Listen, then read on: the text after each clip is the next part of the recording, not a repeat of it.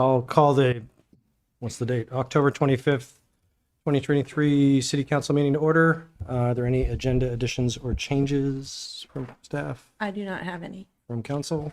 No. No? Great, don't have to do that. We'll move on to public to be heard. This is the portion of the meeting where we take comment from members of the public on items that aren't on the agenda. So we will start in the room. Is there anyone in the room that has anything they'd like to offer up to the council or discuss? Not seeing anyone here in the room. How about online, on Zoom?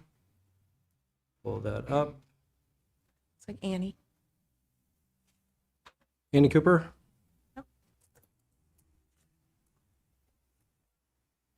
Hi, thank you. Can you hear me? Yes. Great.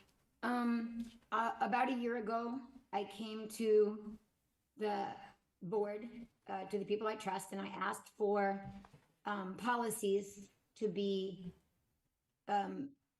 written and voted upon for finances and hopefully other things, so that our new city could have the structure that would best create the opportunity for growth from a grounded place. And it began with a discussion about the pumpkin event at the rec department. But more valuably, I feel that policies in place to ensure that, like, for example, if I go to pay my dog license in person and I pay cash, there's a way that happens, which is not similar to the way that money goes in other places. And I'm thinking that with a policy in place, it is a very simple thing not to create it, but to once it's in place, once you have those things in place, the growth of a city can be really easily seen and tracked and trusted because the policies exist. And so I'm asking again, a year later, that these policies be created. Thank you very much for your time. Thank you. Is there anyone else on Zoom? Do not see anyone else's hand up. So we will move on to agenda item 5A, Tree Farm Management Group. Looks like there's a few people here. How you doing? Come on up. There's plenty of seats. There's one with a microphone, but there's more. Welcome all of you. We can get you more chairs if you need it. You can have, but don't move it too far away. We won't pick you up. We won't. And Mark, We need one. Okay.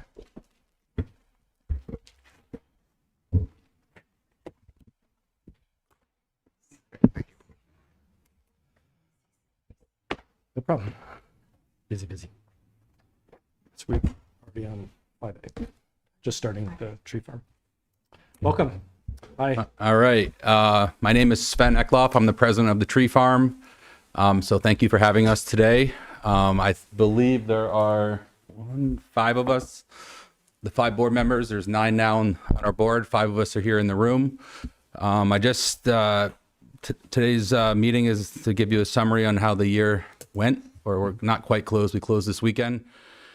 But I want to first start by just saying that we have 9 members on our board, 5 of which live in Essex Junction, 2 live in Essex Town, and 1 lives outside of here. But so Essex Junction is well represented on our board. The 9 members are Jim Gowdy from Nordic, myself from Essex United, Giles Willie from Vermont Soccer, Maria Godlatsky from Rugby, Ali Vile from the town Parks and Rec, Mark from the Junction Parks and Rec, Mike Nick, who represents our adult leagues, which is our fastest growing league at the Tree Farm. He's now on our board, he's new. Charlie Lancaster, who lives at Autumn Pond. He's a neighboring resident of the Tree Farm, so he's on our board. And Mark Benjamin, who also lives near Autumn Pond, also is on the board.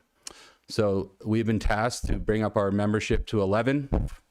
So we're almost there, we're at 9. The last 2 seats, according to the rules, are up to the municipalities to supply membership to our board. We met with Essex Town last week, and I guess they may work with you guys to put something out or advertise or something to get another member on our board, because it really needs to come from municipalities. In a perfect world, I would love to have someone from the school district on our board, since they do use the tree farm quite a bit. We've reached out to the school 5 times this year. No one's interested at the moment. It doesn't mean we're not trying. We do want to get to 11, but we've gone from 6 to 9 in 1 year. So I think we've made a positive improvement and better representation on the tree farm. So this year, I'm not sure if you guys have been to the tree farm. Regina, I know you've been there. We went on a field trip to the tree farm, yourself, Greg, Marguerite, and I. You've never been there before, so I'm glad you had a chance to tour it. It's a wonderful facility right here in Essex Junction. This year was, in many respects, it was our best year, but in some respects, it was a tough year. I just put out in front, water and rain this year was a huge challenge at the tree farm. I think every facility in Chittenden County was closed for months on end. We remained open, but it was a real struggle financially. On a positive note, we had our best year on a revenue standpoint. More people are using the facility than ever before. We did raise our rates, so that does show how our financials or our revenue increased, but the demand for the tree farm is there. We literally can't say yes to everyone, especially this year when out of town programs and programming needed places to play. They came to the tree farm because everything else was closed due to the rain. I expect revenue to come in right around $165,000 to $170,000. Still have to collect a few more checks, but in that ballpark.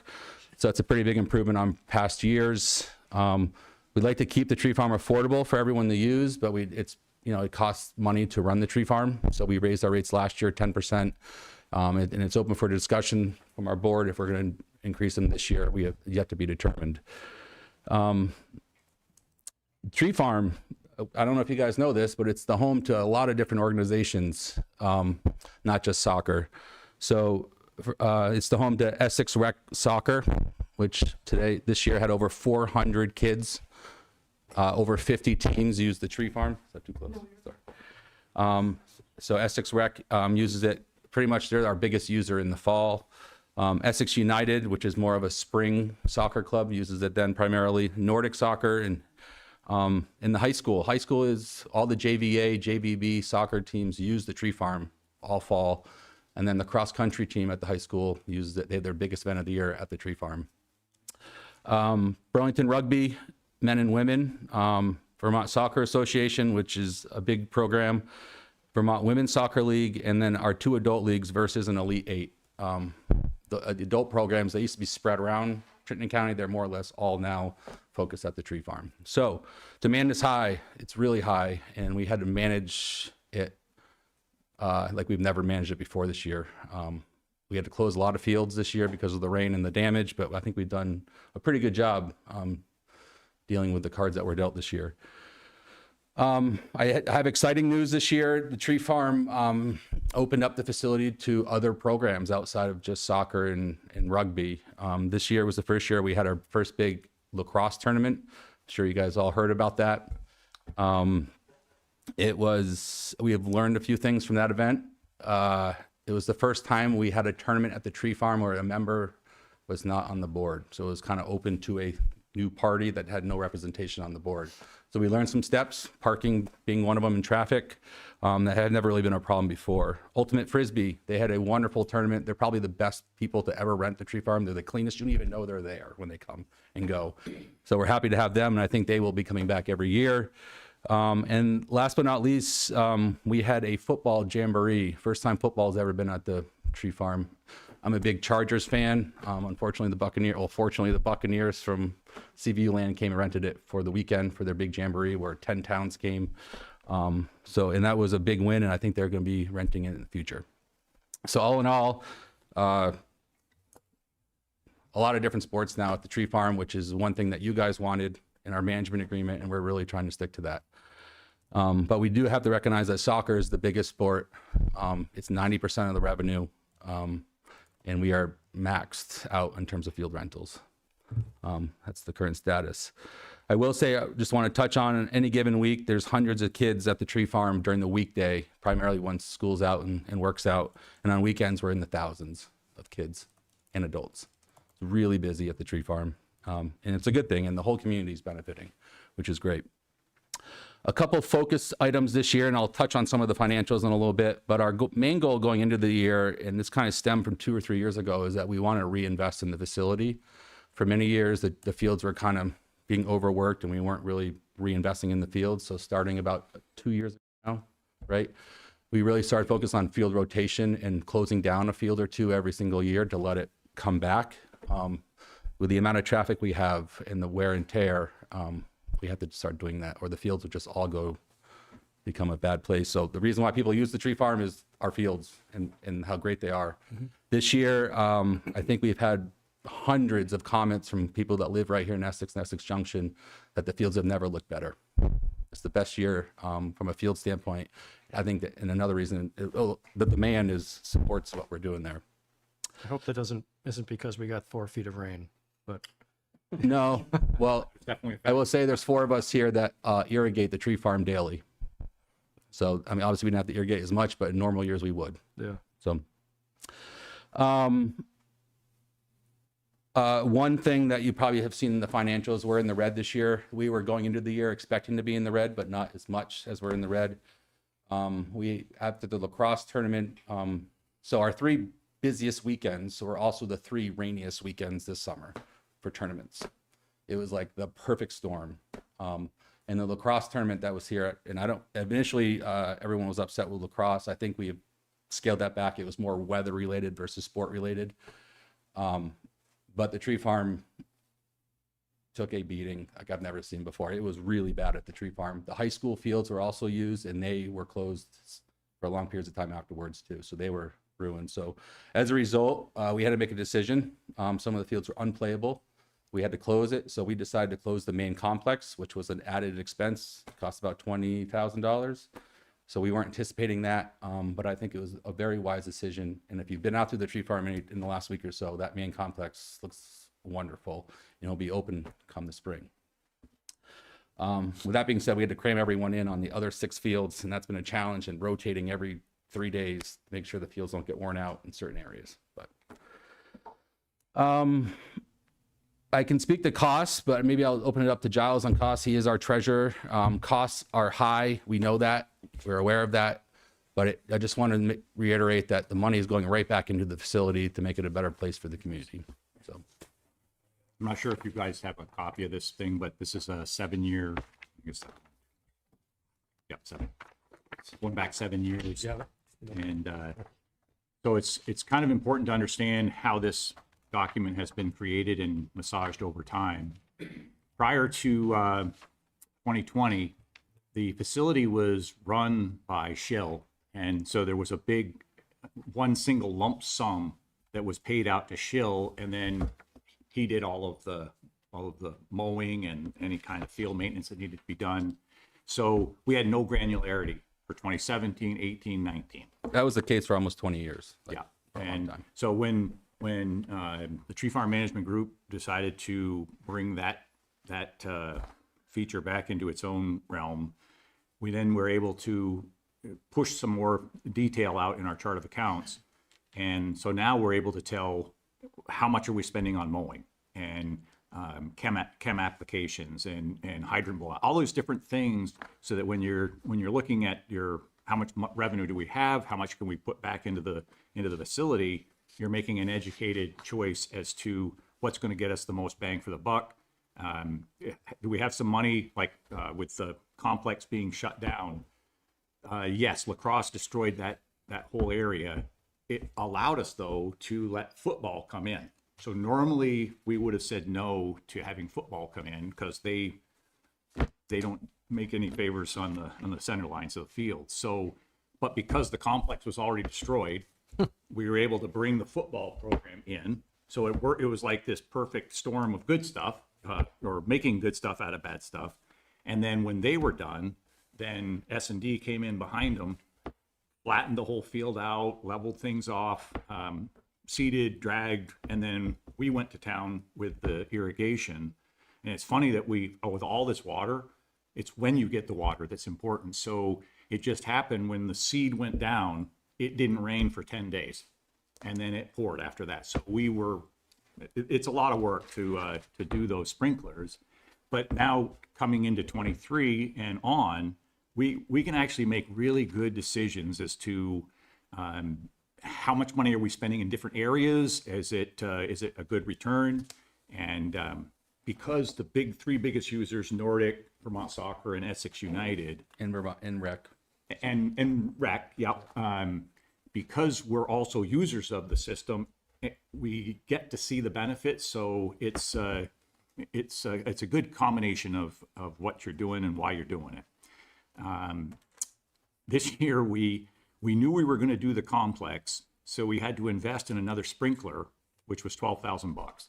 So part of that red is we knew we were making investments for equipment that would then be long-term. That's a long-term play. That sprinkler should be in existence for years and years. So I wouldn't foresee having a $21,000 red line, and that's going to get worse because we haven't gotten our water bill yet, and the water bill obviously is going to be somewhere in, I say, Couple obviously, thousand it's going to be at least.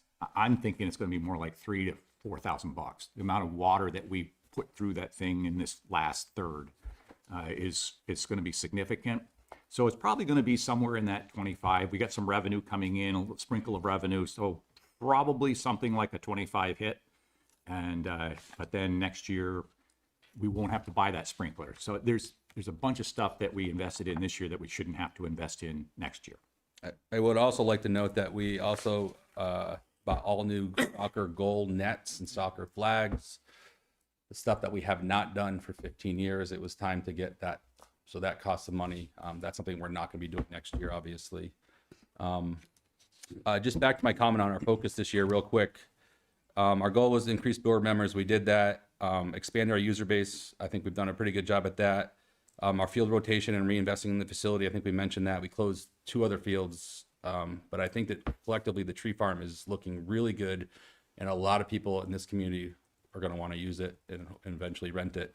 A couple of areas that we had some problems this year, which I think you know some of them. One is parking on Old Colchester Road. I am determined to fix that. It's kind of, I can't enforce it, but I'm determined to fix it. So I've reached out to the municipalities to look for help from Public Works. The hedgerow on Old Colchester Road, all the no parking signs you couldn't see, they're all covered by the shrubbery. So I was hoping they could be trimmed by the municipalities so that it clearly says no parking. It's an interesting impact. That road is narrow and it takes one person to park. It could be a neighbor, because you can park there if you live on the street. It takes one person to park for within a half hour, you have 100 cars, because they all think one person can do it, we can all do it. So it's a really hard thing for us to govern, and we are not at the tree farm 24 hours a day, right? But we have made an effort. We put our own signs up with permission. I went to every homeowner there to ask if that was okay. I asked the police if that was okay. If we can put our own signs up temporarily. They said it was good, but I think in the future, if we can have better signage from the municipalities that just says no parking, that would help us manage it. Yeah, I mean, so when I go to tournaments, or used to go to tournaments, I don't have to do that anymore. It's kind of sad. But whenever we were renting a facility, the hosting softball or whatever it was would have to provide people to ensure that those neighborhood impacts weren't there. So it's just something to consider as you start, start renting out to those, to the bigger tournaments. We had to either provide fees or pay enough money so that the facility would provide those people during the day, or that the organization coming in and renting it so they could have the tournament would provide those people. So we have parking attendants inside the facility. Yeah. But Old Colchester Road is a municipal road, and there were 2 things, like Sven said, the signs, you couldn't, I mean, you'd have to really look for 2 reasons. One, I don't know if there's a perfect height for those things or a legal height, but I mean, they're up here, and if my sight line is like this, I probably don't see those, or I choose not to see them. But whose shrubs are those? It's my understanding it's the municipality because it's on that side of the new walkway that was put in. That's how I understand it. I don't know for sure. I would like some clarity on that. That would be good. I'm just curious. But anyways, that's something I'm so going in the next year. Let me just touch this year real quick. Things that we owe you guys is a management plan by year end. We are working on that. We kind of have a management plan, but we've never really formalized it. So I think that would be a good process. It's now our slow season, so this is a good time to do that. I did tell the town last week if they could provide some insight in what they're looking for. I talked to Mark recently. It'd be better for us if both municipalities want the same thing. We're finding that there's needs are different on both sides, and some clarity there would be great, so we don't have to do two different things of every time we do something. But that's on my agenda to do that. Another one is just improved communication with all of you in Parks and Rec on both sides, on the town and the Junction. I think better communication is we'll do a better job, and I think it just gives us all a better look at the tree farm. That's one reason I invited Regina out at the tree farm, and is just to come see it and see what's going on out there. One thing that we are working on is our 501(c) status. We have hired an accounting firm. We actually have a big meeting with them tomorrow to discuss our status. It involves some tax returns back in the teens that we discovered weren't filed. This became new to us over the summer. We've been really working on that to sort that through. So hopefully we'll know more tomorrow what's needed to bring that up. But I just wanted to tell you, make you guys aware of that. I think you guys were already aware of that. But I just wanted to say that we have not forgotten that. And there is a 12/31 deadline on that as well. Our focus for next year is our tournaments and how we manage them. First and foremost, our tournaments are a busy time. There's 3 or 4 tournaments a year. After the lacrosse tournament, I think we all learned a lesson that we need to redo our tournament agreement and give us more authority and power, and we need to be more present there at tournaments. So we can make those decisions. So we are rewriting our agreement now. Hopefully that's ready by year end, so we can give it to our clients who use the tree farm. And part of that will be a traffic plan, which I know we owe you that too. I do have a meeting with the police in the near future. I really want to see their angle to this before I put something together. Essex United, who I represent, has had their own traffic plan for 20 years, and it works really well. So in all honesty, we're probably going to use that as a template and get some police feedback, and hopefully that works for everyone and keep everyone happy, including yourself. Next goal is to try to add 2 more board members, but we're really relying on the municipalities to provide those 2 extra seats. I think we've asked, we're just waiting to hear back, but I think we've done there. And more importantly, next year, so much of our attention and resources go into the fields. Next year, we're going to spend some more time and effort and money on our road and parking lot situation. This year with water, the fields more or less did okay, but our road did not. Anytime it rains there and you have 500 cars come and go, within an hour, you have potholes 3 feet deep. So we usually have a dust problem at the tree farm. We did not have that this year. We had a water problem, road problem. So one of our costs is road repair. That was higher than we were expecting, but we have hired an engineer, O'Leary Burke. They just did a site plan for us so we have a schedule of what we can work on. We can't afford to do it all at once, but year by year, and it's all about keeping water off the roadway and the parking lot. So the engineer just gave us plans and a schedule, and we're kind of digesting that now in hopes that next year our focus is making the road and parking lot a better experience for everyone. And I think last but not least, and Giles, you can attune to this year was a high cost year. I think, I run a business and I'm very conscious of costs. So I think next year our costs will come in less. That's my goal. May have a more balanced budget and hopefully put more money back in the bank as a rainy day fund. So this money that we have, we've always looked at as a rainy day fund, and look, it rained this year. It's funny how that works out, but we had to spend money to keep the tree farm going. And we've had that bank balance for a reason. So my goal is to hopefully bring that back up a little bit. And we may have to increase our costs and what we charge per field, depending on how our budget looks going into next year. So we have raised our rates 10% this last year in January, and then 10% the previous year. Prior to that, rates I don't think went up for Jim. Yeah. Probably 10. As for affordability, one of the questions that Regina sent us is the $66 and how we got to that number and tournament costs and all that stuff, what we charge. $66. It used to be 50 something. 50. So that's just what we inherited, and we kind of measure the tax increase, or not taxes, the rental increase to reflect our costs, right? We're not in the position to make money. We're not trying to do that. We're just trying to, in a sense, break even. To your point on tournament fees, if you were rent a tree farm for a weekend, it's currently $12,000. That's the fee currently. That was increased 10% proportionally too. So that's the going rate. At the tree farm, that may increase because we have discovered that tournaments are costing us a lot more in road repairs and stuff like that. So that the board will have to vote on that and decide on that. Trying to think of the rest of the questions. You got the financials, the parking, the traffic plan that's being addressed. I think that was most of it. Is that Unless it? Another count, those were. Long story short, though, it's been a pretty good year at the tree farm. Demand's way up, costs are up, as you know, but that's more weather related. I think the board has done a really good job of managing the tree farm this year. I practically am there 7 days a week, volunteering my own time. I'm probably 200 to 400 hours in personally at the tree farm. So I'm very much interested and invested in the tree farm, and I'd love to see it keep providing what it does to the community and everyone who uses it. So. I think that's great. I was over there the other day.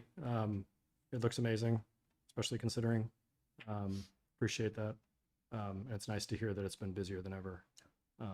That's the point. So I will note, we also added all new signs. I don't know if you noticed that. That was one of our I saw bigger- some. Yeah, it's got- been a few years since I've been over there regularly. Yeah. Signage was always the thing that we got the most complaints on. Where am I going? So we fixed that this year. Great. I'm sure we all probably have questions, but I'm going to jump into a few. If that's all right. So we'll start with like fees and things. And this is just, none of these are sort of like supposed to be challenging necessarily. They're all mostly curiosity. So when you're setting rates like that, I mean, what are the comparables are there other facilities in New England you're basing this on? And are you close?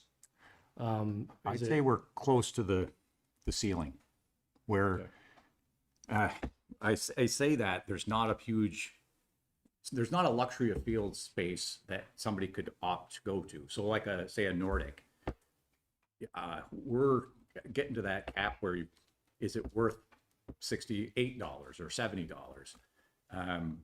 But the other question is there an alternative? And there really isn't a viable alternative for a program the size of Nordic or a program the size of Essex United. I wear 3 hats. I'm on the board of the tree farm. I'm on the board of Vermont Soccer, and I'm a coach for Mansfield United, which we practice out in Jericho. So on any given decision, I have to look at it from 3 perspectives to see do they all jive? Rarely. So you kind of have to play it out a little bit and see what's the best mesh. And we can't rely on increasing fees every year. That's just not going to happen. Coming out of COVID, fertilizer was unbelievably expensive, 3 times coming out of COVID. Paint was 2x. So we had to absorb those fees. And now the good news is we emptied Sherwin-Williams of paint last year. So we ended up having this major surplus. So our paint cost this year, if you were to add 22 and 23 together, it would be a better indicator of overall paint cost. We're looking into an alternative sprayer for next year, a robot. Mark had set up a demo, or Harlan, I'm not sure who did it, but so the school, the city, and tree farm, if we could all say it all worked out and we get 3 units. Well, I think it would help to have those 3 units. So if our unit goes down, we borrow from the city or vice versa. If there's a big tournament coming in, we help each other out. And it's, harmony comes back when you have that kind of relationship. So I will note, we charged Essex Uniteds and Nordics of the world the rental fee, but many people who use the tree farm don't get charged that fee. So the rec soccer program, for instance, they get charged $15 a player. Comes to about $6,000 this year. If they were to rent the fields as 50 teams, it would be close to $19,000 that everyone else would pay. So that was going to be one of my questions in a minute, I Yeah. don't honestly remember if the municipalities are paying for space. They're paying a very reduced, almost they're paying 1/3 of the cost, Yeah. roughly. Essex, the school district, for instance, their cross-country meet, they pay nothing. 600 people come and race there, it's $0. We have a handshake deal with them that you can use the facility. They used to do it in Williston and they had to pay $5 or $6 a runner. They come and use the tree farm. Our only agreement is they have to help us maintain the trails that they run on. That's the only agreement in which they do. So it helps us, we help them, and it's a free cost to them. All right, we'll probably jump back to that, but part of the reason I was asking about rates is, going through this, totally hearing your challenges and the success that you had and meeting those and the sort of developing the costs, but we're still doing things like using portalets, and I'm trying to figure out where we get to the point where we're charging enough to get to the point where we're building actually a physical structure or two that actually meets the level that it should be at, honestly. Yeah. We shouldn't be having portalets all over that facility. There should be a snack bar. There should be a building for people to change. There should be regular plumbed bathrooms.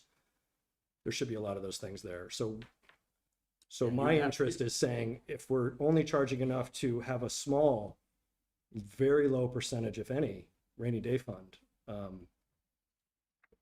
where do we get to that we're putting away 5 or 10 years worth of capital funds so that that building can be built without it coming out of another fund?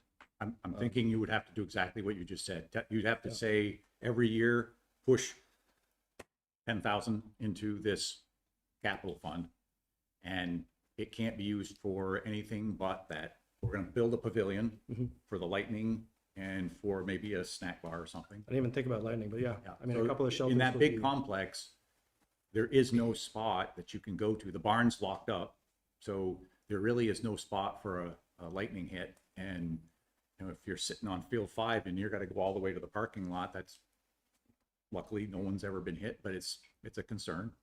And so yeah, I mean, it would be great to have right there where the parking is, to have a pavilion structure that could have picnic tables in there, and that's our lightning strike area. It could have a snack bar, but we're talking real money now. There really isn't in this fee structure. I mean, I've got to believe that pavilion's more than $100,000 to put up. So let's say you could put 10 away. Well, even 10 years down the road, you couldn't build it. So there would have to be some kind of a capital fund, maybe somebody, an endowment of some sort. I don't know, but it would have to be, I think it would have to be outside money, because you're never going to be able to charge enough to offset that. I think another way to put it, I think we can charge more at the tree farm. The demand's there. But I think, I don't know if it's our mission, but we also want to make sure it's affordable for programs too, right? If you go to Airport Park in Colchester, I think they're $25 a rental. Is that run by a separate, or how is that funded and run? By the Colchester city, Rec. Colchester Rec. Yeah, Colchester Park and Rec. Yeah, so they've probably got a different capital structure where they're Yes, going to Exactly. the municipality. So, for that. and we're a self-enterprise fund, so what we make is what we spend. There's no other ways to get money. One reason why I was brought on the board is to raise money. Field sponsorships, it could be 15, 20 grand more. In all honesty, I'm reluctant to use my resources there if our term is up in 2 years. In all honesty.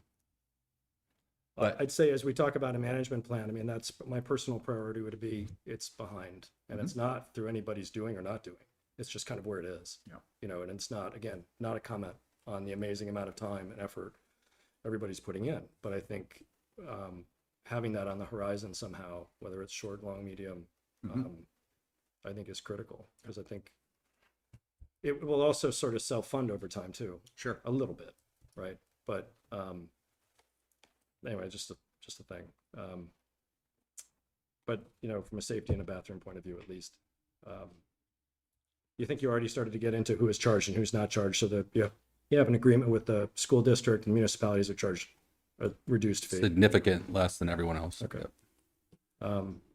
That's all I think I had. Right. Sorry. I was going to say the portalet thing. It's So that's almost, it's a wash in some regards. So like tournaments. Right now we have, we do 4 and 4. So 1 accessible unit, 3 normal units at both ends of the facility. And then when a tournament comes in, say Nordic, I think we add another 6. Is that true? Is that 6? So double it. We did enough, 2 accessible and yeah, okay. But that gets that's just a pass through. So that's not a cost on us. And so we're really maintaining what it takes to get us through a week. And I mean, I can tell you, everyone on the tree farm board would love to not have to deal with portalettes. I imagine. It is I'm personally the one that adds the toilet paper every it's a week. grunge duty. You had to, I add the toilet paper every week. Oh. Yeah, so it's I would love it if there was a way to plumb that. If I don't know what that would take. Obviously, is sewer down the Old Colchester Road?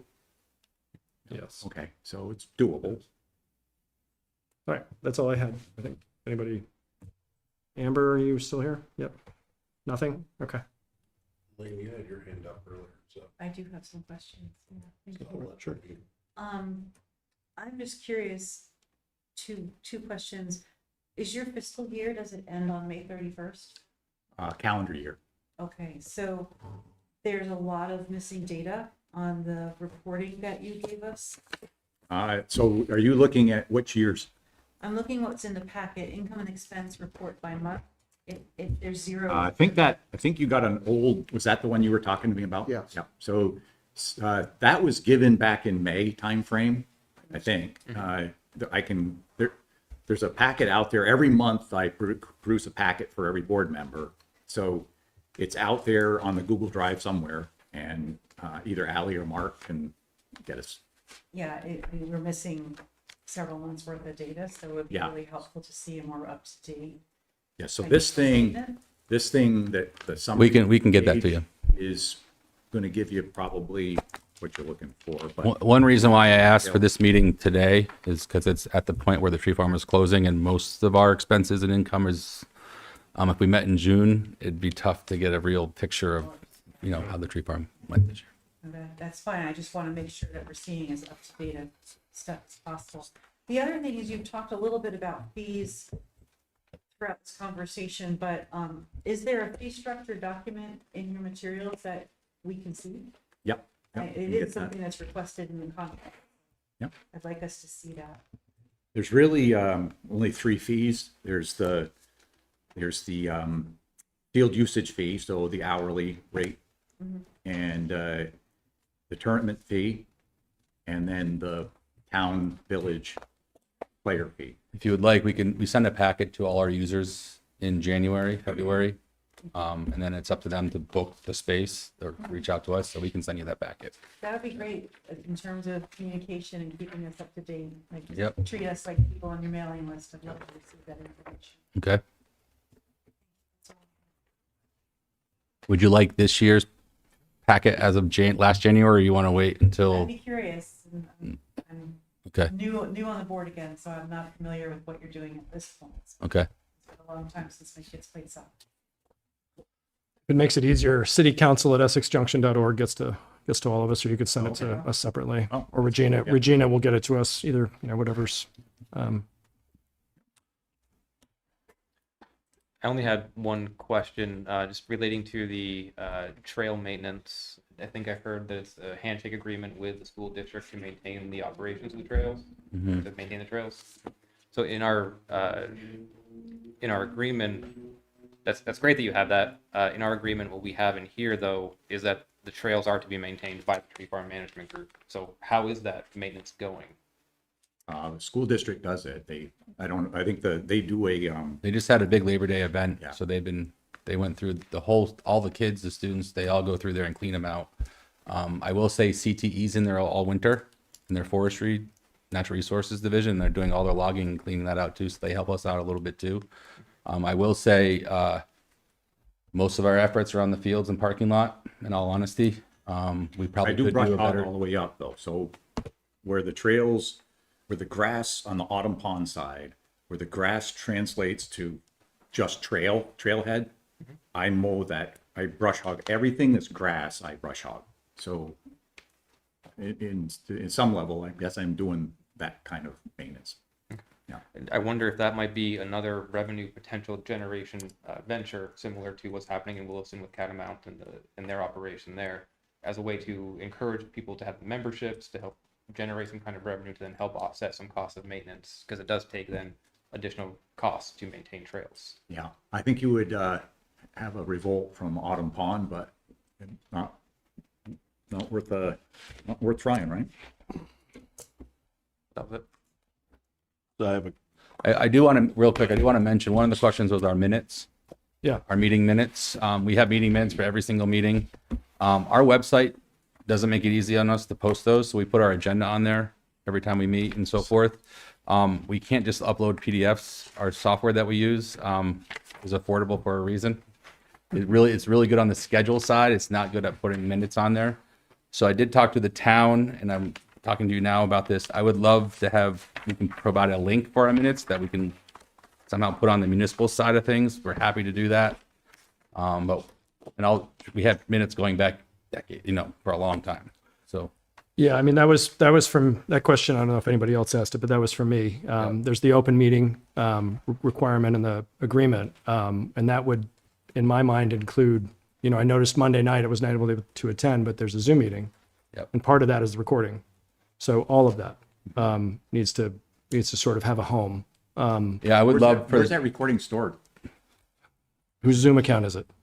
Must have been the town's. Must have been, okay. Yeah. I mean, that would have, again, that would be, if it were your Zoom account, for instance, you would just take That's the not file out, right? But take the file out and put it somewhere and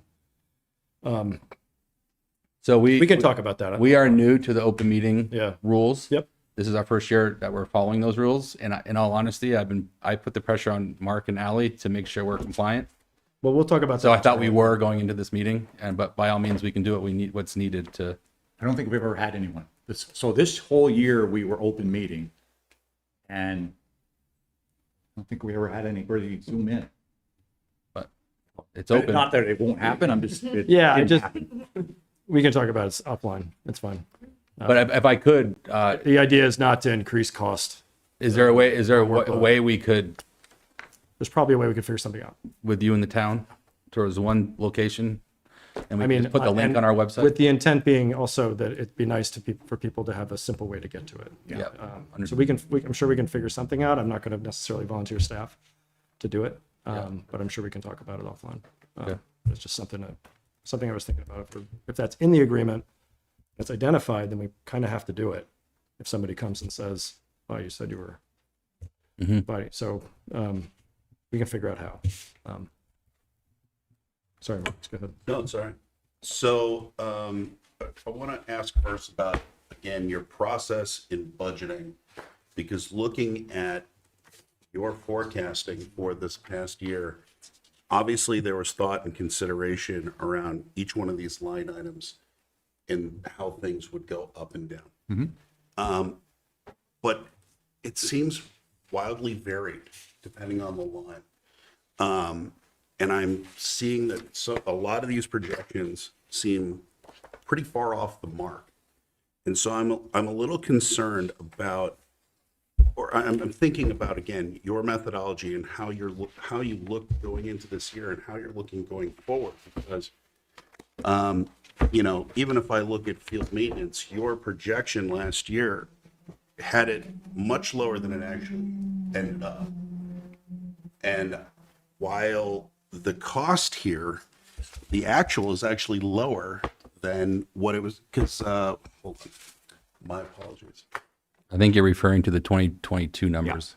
So we had this year's number is dramatically higher than we budgeted because lacrosse destroyed the fields. So we had an additional $20,000 hit on that. Right. And then we also decided because we, fields 6 and 7, the fields right behind the barn, they get used by the adult leagues, and adult leagues chop up fields quickly. And so we decided we needed to take 5 down to do a complete rehab. We had that in the original budget. And then just as we were getting going in the spring, we said, well, we need to buy time because 5's not going to be ready in time to do what we want to do with it. So we said, let's top dress it with ryegrass. And that was an additional $4,000. It wasn't in the budget, but it allowed us to rest 5 for a prolonged period of time, get it back to where it is now. It's great shape. And then, so we had an additional $24,000 in field repairs that we didn't anticipate. And then on road maintenance, we had $7,000 that we didn't anticipate, but between the Nordic tournament Yeah. and the Essex United tournament, it rained and rained and rained. So we had to get Weston in there to do an emergency fix. So let me ask you about something like, for instance, field mowing, which showed up in the forecast, 71,000. Yet, according to this sheet here with the 5 years, it's at 44. Yep. So that's So- more realistic. If you look across, if you look, say 2017, 18, 19, Yeah. it's embedded in, there was only one line item called field maintenance. Right. Chill took care of everything below that. We didn't have any clue what was in there. And then starting in 20, we then were able to start taking individual line items out. And it wasn't until 22 that we really had the level of granularity that we wanted to have. So it's pretty difficult to go across, say take a line item like field mowing. It's really, really difficult Yeah. to take that line. I guess the point is not even just that one particular, like I can skip down to trash removal, right? And the cost has gone up and down. It was greater back in 2018 through 2020 than it is, or back 2018, 2019 than it is anywhere close to it this year. But it came down from last year to this year. Yeah. Your contracted services went up. Your rent and utilities went down. So I'm seeing a lot of shifts. While overall you're saying that your expenses went up, revenue kind of got up or should go up because of demand. But what I'm also seeing in the overall is just doesn't seem consistent in your forecasting that the logic maintains lined up. It will as the more time we have to use the same chart of accounts. Yeah. So if you think of a chart of accounts that is 5 lines, then it goes to 10, then it goes to 15. Yep. You still have the same expense, right? You just made it more granular, and trying to backtrack is difficult. So like in your case of the contracted services, prior to this last management agreement, the person who did the scheduling did it, I won't say she did it pro bono, but she did it she was an Essex United person, and she gave us a hell of a deal.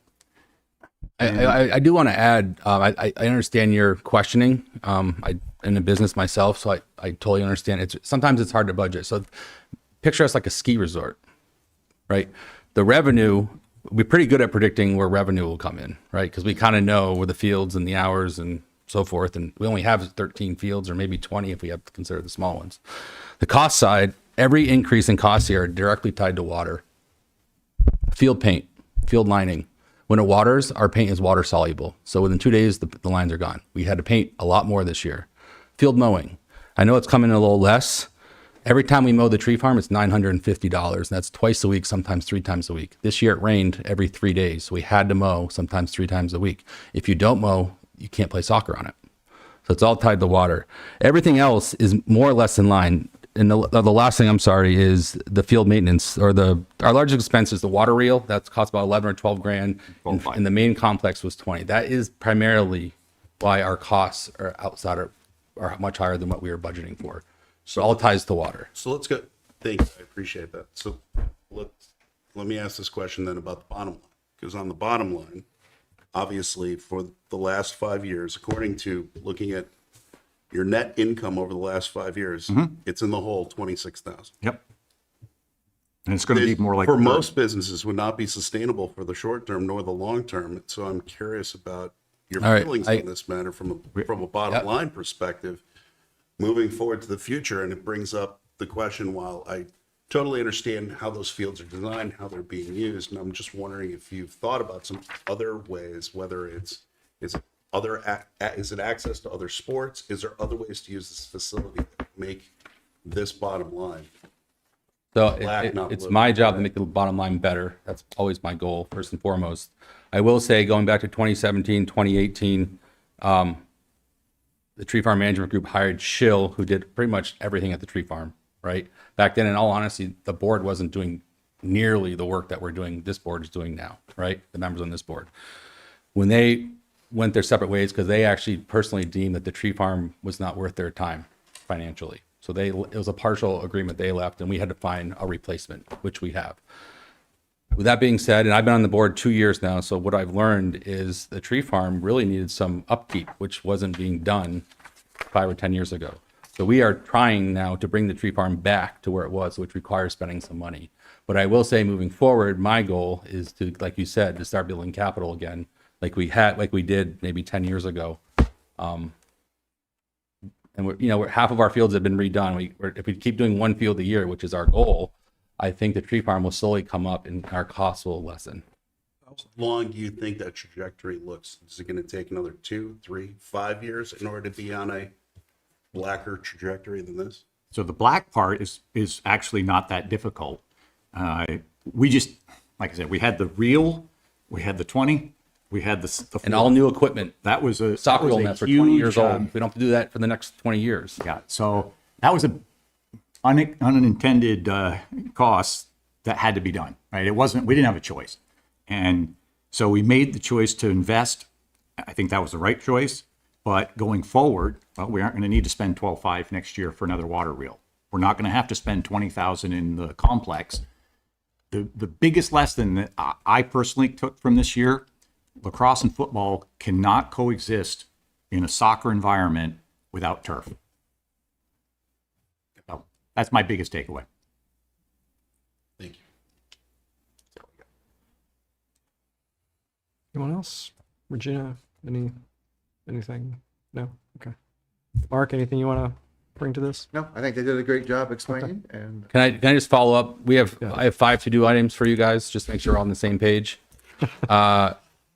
Consider a capital plan, and maybe being in the green every year and adding money to a capital project. We'll send you updated financials. We'll send you our packet, which includes the fees. We'll also hopefully work with you guys to create a link for our meeting minutes for the public to use, or for you to use if you need them. And one last thing is, we need 2 more board members. We did get somebody from the town who's on what's Tom's role?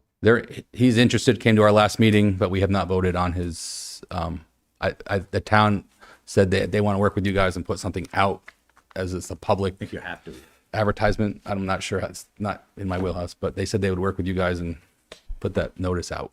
So Okay.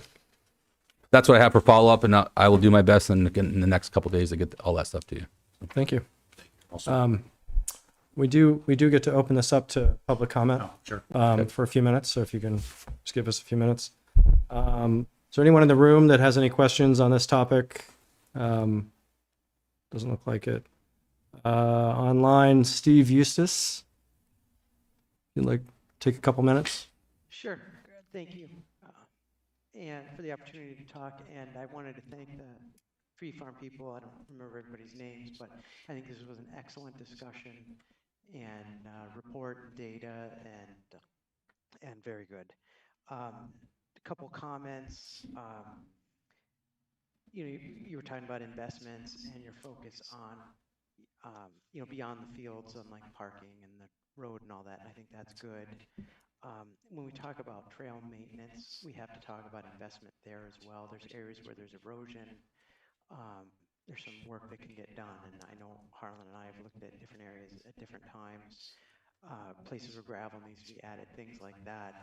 Maintenance I think of as mowing, right? Or, a tree falls, removing those branches.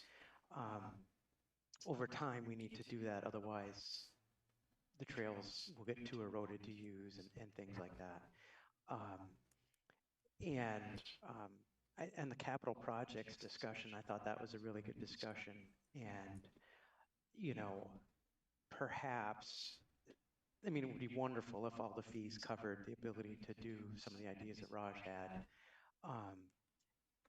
I think we have to consider, and maybe that's, if the municipality ends up running the whole property, that would be a lot easier. But at some point, some of those things are important enough. We have to look at it at a community level on how that might happen. If it can't be handled by the fees, or I don't know. We just have to say if it's important enough for the community to have, the pavilion or for lightning safety and real bathrooms.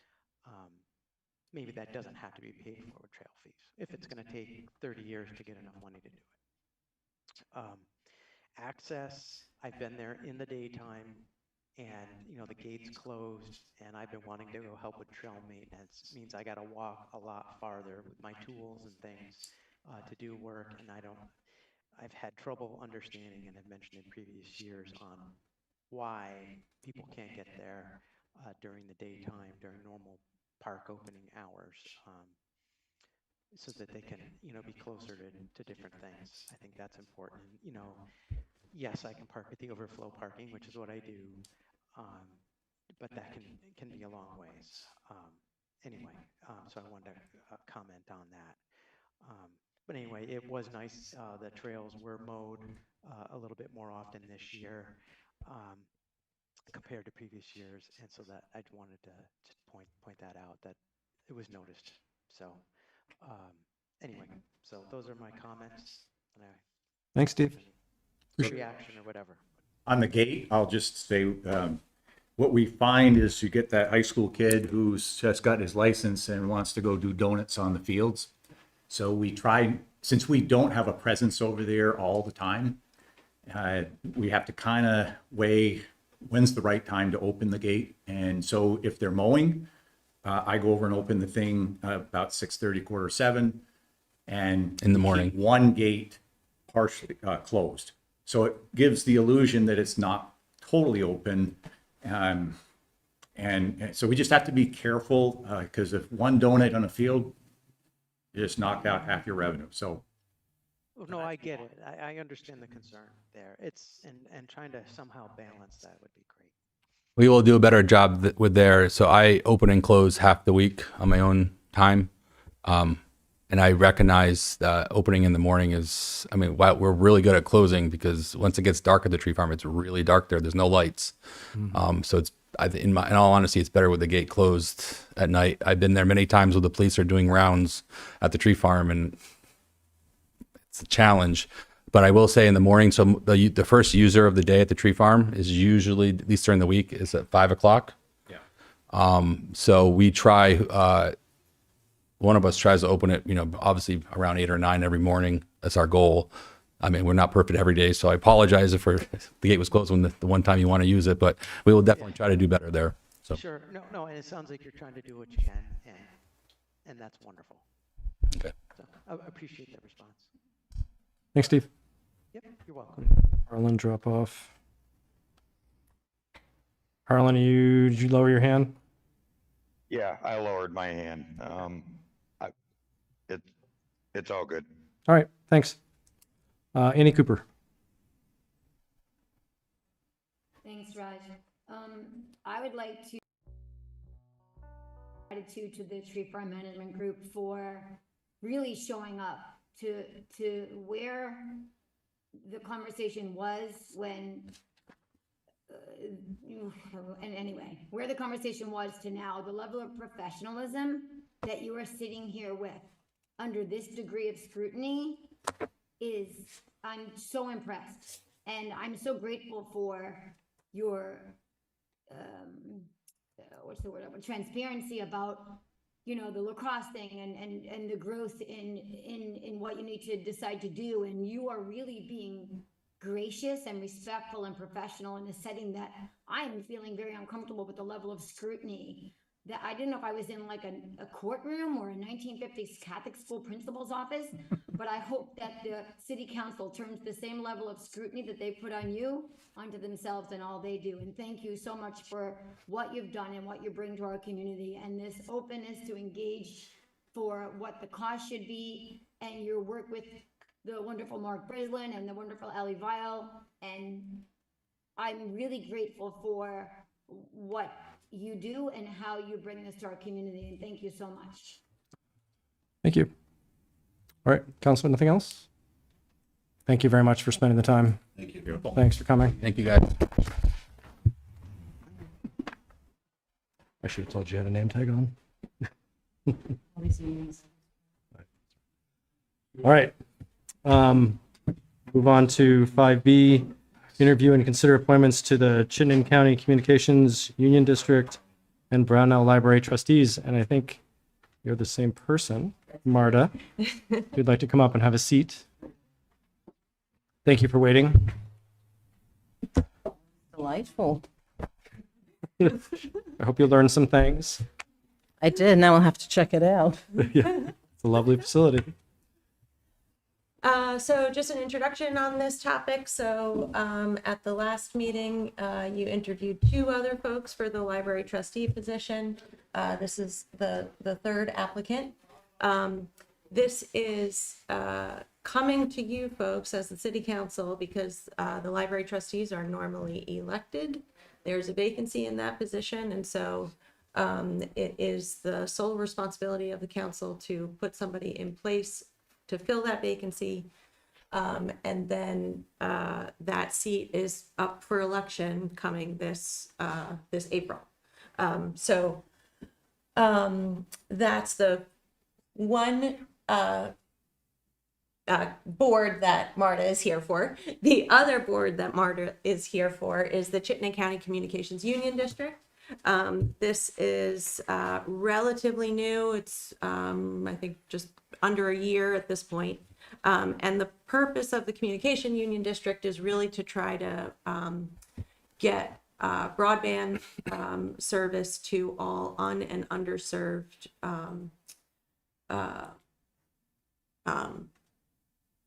properties, not necessarily residents or just businesses, properties in the Chittenden County Communication Union District.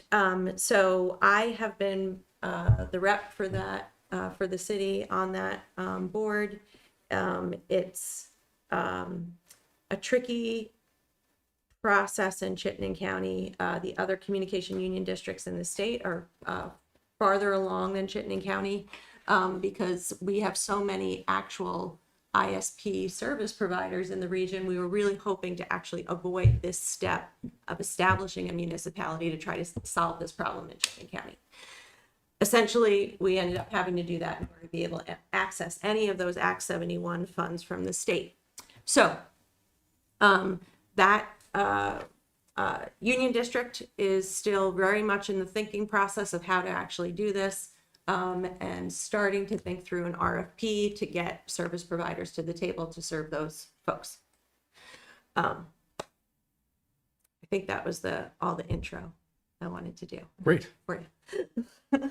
Well, Okay, so, let's start. sorry. This is going to be different. okay. I mean, we don't have to have you get up in between, turn around and sit back down. I think we can probably meld the two a little bit.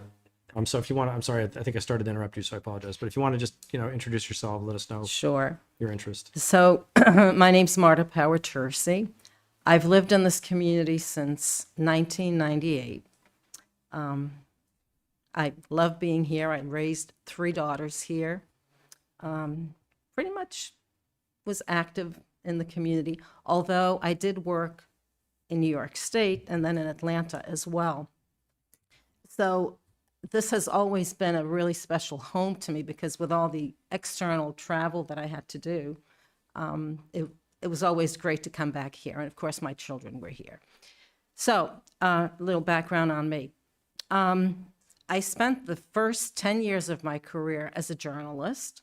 And the reason I'm telling you this is that it's relevant to some of the application that I put in here. So the first 10 years I worked as a journalist. I covered entertainment in New York City for the New Yorker magazine, which was, again, a wonderful thing to do. The second part of my career was in corporate communications with a global company. Transition was a little bit slower than what I'm presenting here, but I worked in crisis communications, community relations, interacting with the community on major issues that the company I worked for had with environments that impacted the local community, and also involvement of the schools in the affairs of the corporation, so that the community was involved at all levels, children, adults, etc. And it was a symbiotic relationship because we made sure that any initiatives that the corporation took involved local people so that they could buy into some of the things that were maybe not so great that the company had to do, such as the environmental issues. So that was pretty much second half of my career. And the third part of my career, I worked as a consultant, again, in communications with clients individual clients and larger clients. So the reason I bring this up is that communications on one level or another has always been part of what I do. And a few weeks ago, I was on Front Porch Forum, and I noticed that there was an item in there about an opening on CUD, for the CUD, and as well for the library. And I said, you know, I've done so much work for other people and for my own career, but I really haven't given back to the community in this community. And it's sort of time for me to step up to the plate. And I thought that there'd be tons and tons of people applying. I was surprised that that was not the case, although I did watch the broadcast from last week, 2 weeks ago. So I thought I have something that I can bring to this. I'm not familiar, Regina and I had a discussion a while back when I first applied, and we talked about the technical information that you might have to do this. And I remember I said to her, well, I don't know about fiber optic cable. I wouldn't know one from a noodle, but I have an interest and I'm motivated to learn, and also I'm motivated to help bring about access to people and to organizations that really have not had access. This was very evident to me during Irene and also during the pandemic, that without access, without quality access, you're really left in the dark, literally and otherwise. So I'm highly motivated to help in that regard. I have to share with you a story about how far Vermont has come, and yet not far enough. When I first moved up here in 1984, I moved to Shelburne. And having come from New York City, expectation was a little bit different, but we called out our telephone guy to install our telephone service. And this gentleman came out and he said, oh, no problem, we'll get you hooked up. So out he went to a pole about 200 or 300 feet from where our house was. And he said, I'll set you up and you'll be just fine by this afternoon. So I said, okay. So he did all of what he had to do, and then he came back and he said, so here's your number, and just remember, this is a party line. And coming from the city, I thought, ooh, party line, what does that mean? So, what does that mean? So he said to me, well, there are 4 other people on this line. So at any given time, if you need to speak, you pick up your receiver and somebody might be there, and you'll have to find out how long they'll be on. So this lasted for 7 months. I would pick up my phone and one of my neighbors would be on, and I would say, well, how long do you think you might be on? Interrupting their convo. And then they'd say, oh, just another 20 minutes. So it was very chatty. And the best part of it was I got to know all my neighbors. The worst part of it was you couldn't get anything done because it was constant. I bring this up because that was not that long ago, and it was a different environment.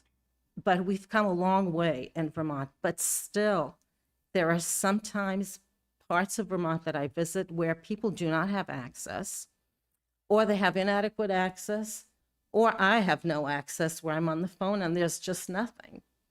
So that to me is my motivation, that I see that as a real, it's a problem, it's a dilemma for a lot of people. And the other side of that is that without access to information or communication or global information, depending on how far you are away from that access, you might be getting information that's very skewed, that might be inaccurate, that's not the norm, you know, where your information, your news even, might not be balanced. And if you don't have balanced news and you don't have access to balanced information or equal access, then you're not going to be making decisions in your community, or perhaps for yourself even, that will benefit you. So that's my position on why I'm doing this and why I put my application, and for both. And of course, for the library, that's self-evident. I love to read. My children love to read. I love to read to my grandchildren. So that was my reason for doing that. Are there any questions, or have I covered everything? So I guess I take it you're not worried about the technical part, not that you should be, but it sounds like you're comfortable in terms of the communications district. You sounds like you have the bandwidth to kind of dive in and. I think so. Okay. I mean, when I took my position at the corporation that I worked for, I did not know anything about manufacturing either. Paper making, manufacturing, and environmental issues. But, you know, you get to figure out what it is, what's going on, and able to consult with people who have the technical knowledge. So I don't know if that's an issue with advancing the different aspects of what needs to get done to move this along. That's your decision. I mean, I know how I feel about it, but of course it's not mine. I'm happy to speak to that if you Sure. would like. So at this point, there is the Communications Union District has a planning grant where they have hired a consultant to help work through some of the technical aspects of actually putting the RFP together. They will also be at the table helping to figure out how to structure those contracts for any of those service providers that come to the table. I will say the Communications Union District at the start was all representatives in my position for the municipalities. We sort of got the governance structure of it set up, and folks have been transitioning those to other folks. Some who do have some of that technical knowledge, some who do not. So I think from my perspective, it's okay. I also think Essex Junction is sort of uniquely situated, much like South Burlington, in the Communications Union District, where the number of actual underrepresented folks are very low in comparison to the other communities. So it's really, for Essex Junction, I think some of those things that Marta can bring to the table are pretty helpful in the sense of wanting to try to figure out an affordable option for people, wanting to figure out how to make sure ultimately we are well served. So. Great, thank you. Mhm. Any questions for Marta from the board? No? Just one, but I think I already kind of know based on your answer, but I want to get clarification from you.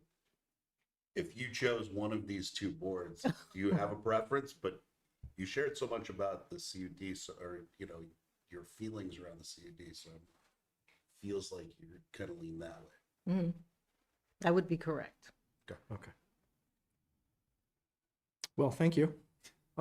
Your wait will be a lot shorter than the other folks who interviewed. They waited 2 weeks. We'll decide tonight, I believe. Oh, We'll be in great. touch, and appreciate you volunteering for both. Well, thank you. Thank you. Do I, We're going to do that after the meeting. there'll be a part. So stay you- and, but I'm free to leave. You're, oh, yeah, absolutely free to leave, yes. Great. Sorry. Yes, we wouldn't make you stay Dinner through wait. the rest of this. You're welcome Thank you to. very much. Thank you. Matt. The next is 5C, discussion and consideration of health officer. Matt Smith. So I can introduce this Sure. if you would like. As folks know, we've gone through some couple of transitions with the health officer over the last year after Jerry Furkey stepped down from that position after 44 or 50 something like that years. We ultimately have the intention of putting together the full-time position of the code enforcement, rental registry, and health officer position. And so that is our ultimate goal. The person that we just had in this position had public health degree and interested in it, but it just really didn't work out for their schedule, and they ended up getting a full-time job. So essentially, having gone through this, the hope, I think, at this point for this next temporary period is really, it would be super helpful to have somebody who is on staff in the city during the day to be able to respond to these calls. These are not like you have to respond as fast as rescue by any stretch of the imagination, but they should be responded to relatively quickly. I think Matt is a really great fit, and he is interested in taking this on, understanding that it's temporary. And we did have some other candidates, and Colleen and I reviewed those, and we really think Matt is the best person for the position. Great. Can I ask one question? I just want to clarify one thing real quick. And this position is an odd one because it is someone we select that the Commissioner of Health for the state of Vermont appoints that is under your management Yes. as the manager of the community. So it is a little bit odd in that sense. And this position has been difficult to keep for everyone but Jerry Furkey. Bless him. Just because of the random nature and the fact that let's say you have limited daylight and you need to do a building inspection and you have a full-time job and it's December, go. So it's been difficult. And so I just wanted to kind of lay out that structure of how this position works, how the appointment and the hiring work. It's a little strange. And we are going to get to a point where we don't have to deal with this paradigm anymore. So, sorry. Wanted to clarify some things there. Yeah, no, and I appreciate that, but I also want to make sure that we reiterate again, if you would, clarifying this process, because there's only, this appointment is only done once a month. Yes. So if we don't do something now, we will have to wait another month. The other thing that I would like you to clarify too is when we say temporary, what are we talking about? Like, what do you think is our timeline? Because based on our experience, our recent experience with this, kind of makes me feel like we should get on top of getting that code enforcement officer in January, which is when I believe the budget was set up to kind of start for that particular role, just so that we can, with this piece of it in mind, as well as the other things that we're working on. So that is a good preview to your November 7th meeting where we will have a more in-depth discussion about this. But essentially, yes, your FY24 budget contemplates that full-time position being funded by the general fund for half of the year. We assumed the lot fund for the other half, but really that concept was just that we want to be able to set up a revenue structure on the rental registry side to try to help fund at least part of this position. What is coming to you on November 7th is where the Planning Commission is with that rental registry program to hand off to the council, and we can start thinking through that. So we'll need to get to a comfort level of how soon we think we can actually start revenue from that system before really putting that going out for that position. But the intention is to talk about that November 7th. And I just want to say that tonight's business item is about appointing a health officer tonight. It's not a conversation, not that I'm trying to stop you, but it is not a conversation on that position or future decisions that we might make.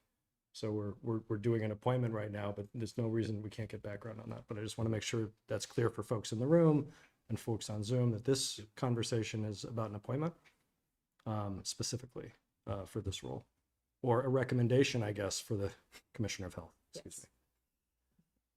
So Matt, sorry to keep you waiting. You want to introduce yourself?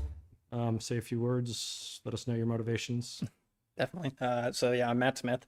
I'm 27 years old, and for about 24 of those years, I've been here in Essex Junction.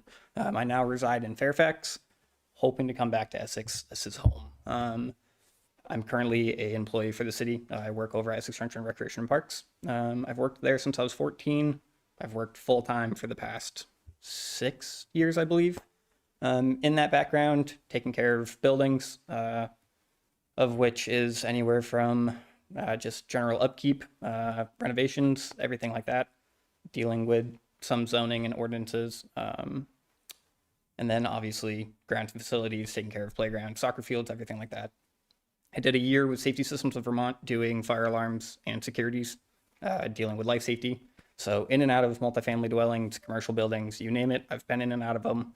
I've worked with fire marshals. I've worked from the top down to be able to get these things installed and to work with, again, just dealing with ordinances and following all of the basic laws for life safety. Did 5 years with the fire department here in Essex Junction. With that, I got to see a lot of the ins and outs of the city. We pride ourselves on growing, and I want to make sure that we stay healthy and safe. That way we can accommodate the people that we want to bring here. So that's kind of the background of why I saw this and why I wanted to kind of take this role on.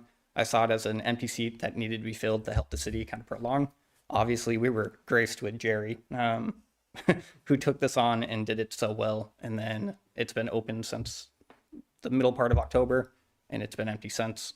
So it was a way for me to be able to help out where I could. And I feel like I'm well versed to be able to take this role on. Excellent. Great. Does anyone, Amber, anything you'd like to ask Matt? I've got a question. Thanks for putting your name forward. Curiously, this role does involve a fair amount of getting into nasty situations, be direct, as well as dealing and working with community members who are experiencing some levels of crises and helping to navigate the social safety net that does and or does not exist. How's your comfort level with social services, people in tough situations? I can fall back on the 5 years with the fire department with that. I mean, I've dealt with it. I handle it well. Obviously, it, like you said, this covers a pretty broad spectrum. I remember when I was going through the health officer manual, it covers anywhere from lawns being too long to rodents and this dog bit this dog, or just general composting laws, and it could be anywhere from mold. So it does cover a lot, but I handle that stuff pretty well. Obviously, if people are calling, it's because they feel like they're in need, and I have to try to put my best foot forward to be able to help them and get them out of the situation, or at least get the people moving and get the right players in order to help those people out of their situation. Can I ask about your current schedule, your current work schedule, how this kind of fits into the current work? I'm sure there's a little bit of flexibility and understanding since you're an employee of the city, but I'm curious about how it works for you. Yeah, definitely. So obviously being employed here in the city, I'm here typically 7 to 3, although on the maintenance side of things, I could be here at all hours of the day. When I was talking to Regina, I think it kind of plays in nicely that I'll be here. There is flexibility during the day for the emergent calls that need to kind of be taken care of, or I at least need to go look at pretty quickly. But I think it works out nicely that typically my day ends right around 3:30 here, which I feel like if I need to be making phone calls is about the time most people will be available to take phone calls, because they're either getting done their day jobs around 4, 5, 6, depending. Obviously, if it's a different situation where they're home, I can buzz over either sometime during day, during lunch, or right after I get done here to be able to go check in on whatever the problem could be.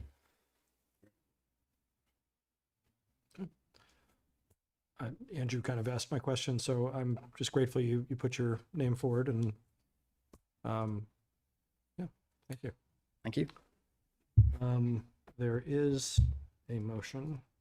I have to zoom up, so transition to that, Want me to make a motion? please. I move the city council make a recommendation to the Department of Health to appoint Matthew Smith for the position of health officer for the city. Second. Without any discussion, all those in favor say aye. Aye. Aye. All those opposed, nay. Thank you, Matt. You're approved. Thank you. Regina will be in touch, I'm sure. Yep. And Got some we appreciate paperwork. it. Perfect. All Thank right. you. Thank you. Thanks. Thanks for stepping up. 5D, department head conversation with Chelsea Mandigo. And she is on the Zoom. I'm here. Hello. Howdy.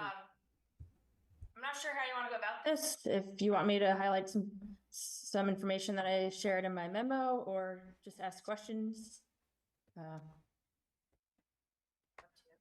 You could, I'd like to give you the opportunity to brag a little bit. If you want to. Happy to do so.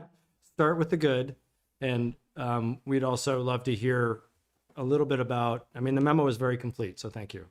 But, hear a little bit about what your challenges are and what you're looking forward to, from this is amazing, and this is something that's sort of keeping me up and we should be aware of. And we've talked about some of this stuff before, but. Yeah, we have. Some of it. So as water quality superintendent, as you know, I wear many hats, and hence why there's wastewater, stormwater, and sanitation updates. So I'll just kind of focus on each for a moment. So for the wastewater facility, that has been where a lot of my time has been concentrated the past 6 months. The biggest challenge, yet a good thing, is we had major staff turnover, largely from retirements and some folks moving on. But with those retirements, a lot of historical knowledge left, and that definitely presented a challenge, just because not all historical knowledge could get written down. So we definitely faced some hurdles on that. But it's created new opportunities to learn from each other and improve our systems. One thing that I'm really honestly proud of that I did this summer was create a wastewater internship for, we had 2 openings. We still have one for the facility, but I had a lot of applicants for our summer stormwater internship program. And in particular, one person was asking a lot about wastewater. And I was like, well, I already have some really strong stormwater candidates. So I checked in with Jess and made sure, like, we have the funding for positions, so why couldn't we turn it into just an internship for the summer to get someone exposed to the facility, especially knowing that we need more folks in this field, and seeing if they like it or if not. And either way, it could work out. And the good news about this is this person, he really liked his summer internship and is strongly considering coming back once he graduates from UVM in May as a full-time employee, hopefully. So that was really successful, and it's something I honestly would like to try to continue. Even if we don't have openings, it's something that we could help other facilities get some folks into the door, because it is a challenge throughout the state. I'm part of this newer network that's being formed in Thinking Group to try to bring more people interested into the water quality field in the state, not only for wastewater, but drinking water as well. Other stuff that we're working on at the wastewater facility is we continue to work on our energy efficiency measures. We are one of the leading facilities in New England for energy efficiency, and so we try to keep going on that. And a lot of that is due to the previous water quality superintendent's legacy. And so we had a couple projects this summer related to that. And the biggest thing is our cogeneration system, which produces a lot of energy for us, is back up and running. That has been down for a year and a half, and had to be completely replaced, as you might recall. And then I continue to work with Norwich University on looking at expanding our solar energy, hopefully. So that was the highlight of wastewater past 6 months. Stormwater, that has not gotten as much attention from me as I would have liked to given it, but a lot of that is from taking on the role as water quality superintendent and focusing on the wastewater facility, which was really needed with all the changeover. But I had 2 really great stormwater interns this summer that helped get a lot of important work done. So that's kind of trucking along. I have, I think, more important stuff to say for the next 6 months for stormwater. So we'll move on to sanitation.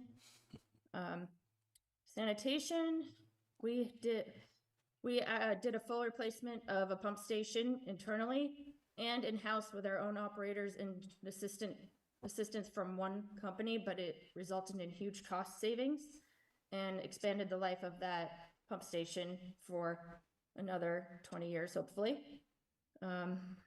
And then we worked with Aldridge and Elliott to do an assessment on 3 pump stations. We have 4 pump stations that ultimately need to be addressed in the next 10 years for sure, maybe sooner, but we have 3 that are on a shorter timeline. So we started that process.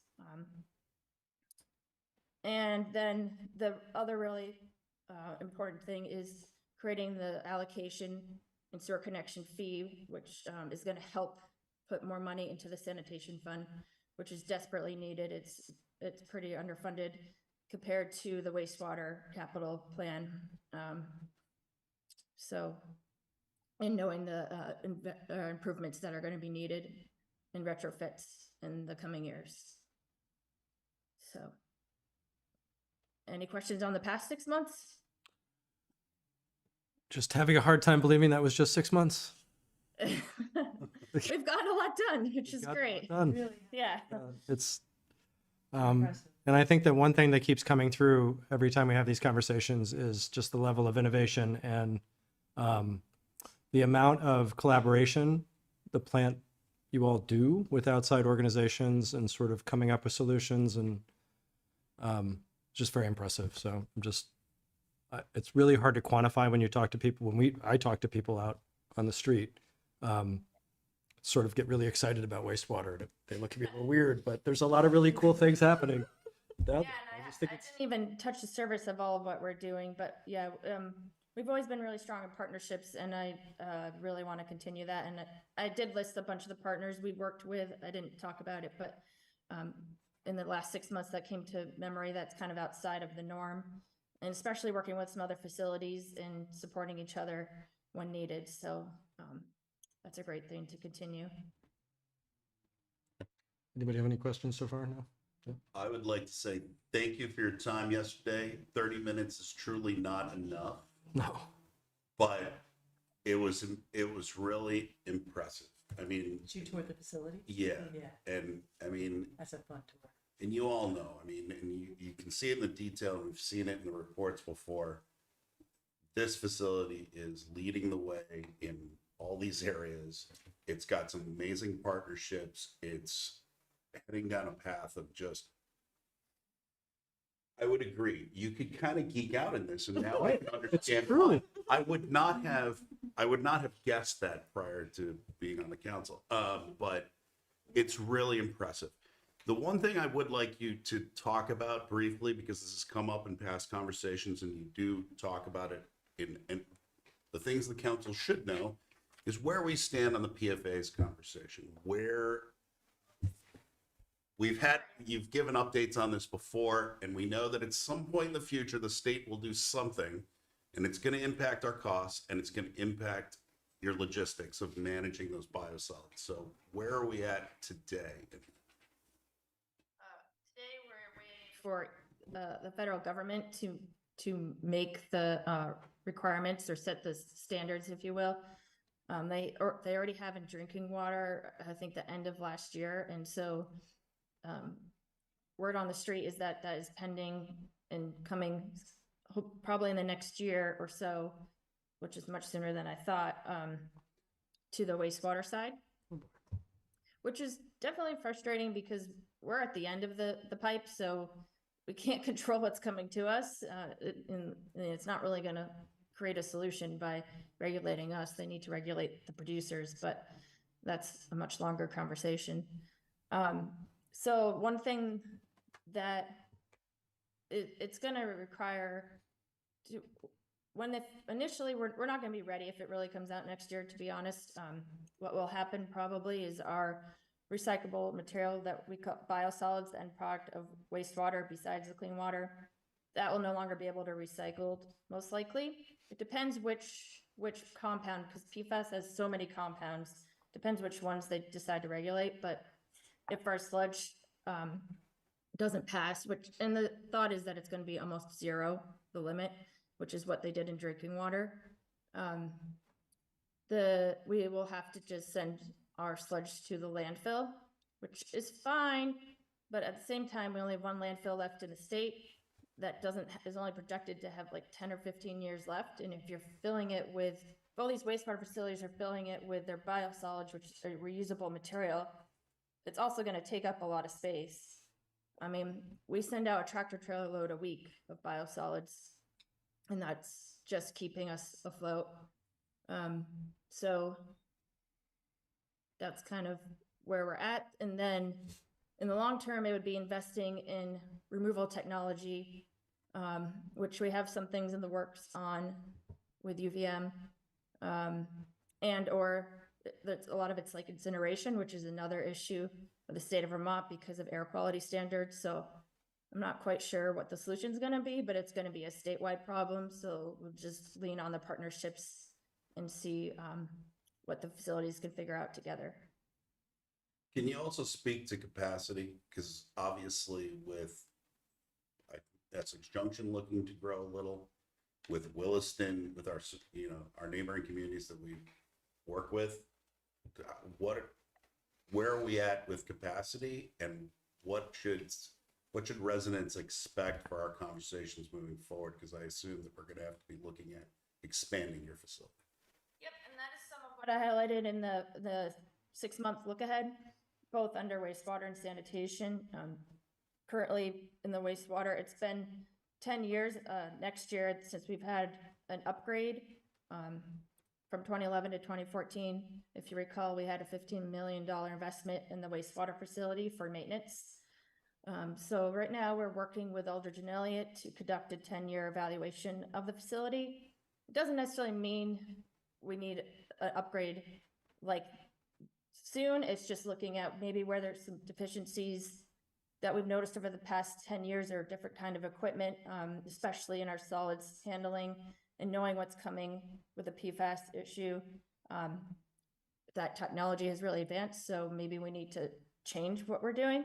And so they're going to come up with some capital plans, but also they're going to be looking at when do we actually need an upgrade related to capacity. So we will have a clear picture on that within the next year working with them. But I do see it coming because the town of Williston is continuing to grow, and they continue to buy capacity from us. Right, this is the last time. Well, I think it's going to be the last time that we're selling them capacity, and they just started their 5-year block. And so after that, there needs to be a serious consideration on what to do next. And the town of Essex still has a lot of growth in their designated core. They haven't really developed there yet. So I do anticipate that we're going to need to add some, most likely aeration tanks, which we have the land already. It's reserved, knowing that that probably was going to be the future of the facility. So we'd be greater. Right now, we're a 3.3 million gallon per day facility designed. We average about 2 million gallons. And so likely we'd probably, I don't know the exact million gallons, but let's just say we'd probably double that to plan for the future. Because there's also city growth too. So And then it's not only about what the wastewater facility can handle, it's about the collection system and its ability to get to us. And that is where I'm going to be working with Hamlin to start. It's going to be a phased project, but start where we know there's a lot of development. So we're going to do the West Street area, or what serves the West Street, which is a lot of, excuse me, Pearl Street, to get a handle on how our pipes are doing, if they have enough capacity. And then if they don't, as development comes through, that's where we might be able to work with a developer to pay towards upgrading that pipe as part of their project. So trying to get an understanding of that so we can take advantage of opportunities that might come along our way.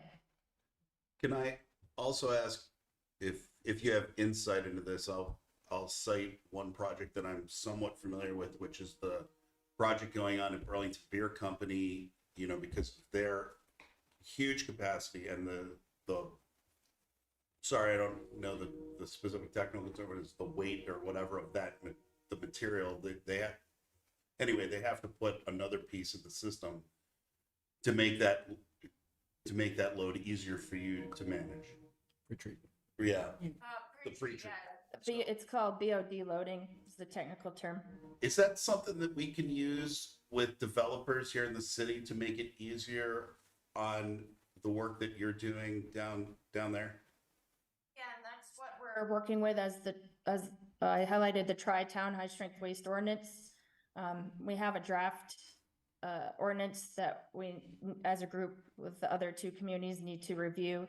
And the idea is that we would use that ordinance to govern how each community would then regulate high strength waste, so we're all on the same page. Right now, the town, both communities have their own high strength waste ordinance. We do not have one right now in the city, but we also don't have any generators at the moment. It's not saying that we won't. So it's really important that we work on that. And that's also why I'm looking at, it says sewer capacity ordinance, but I think it just needs to be a larger sewer ordinance in the next year or 6 months, working on that project, because I'm seeing more and more that that's a need that we need to have here in the city.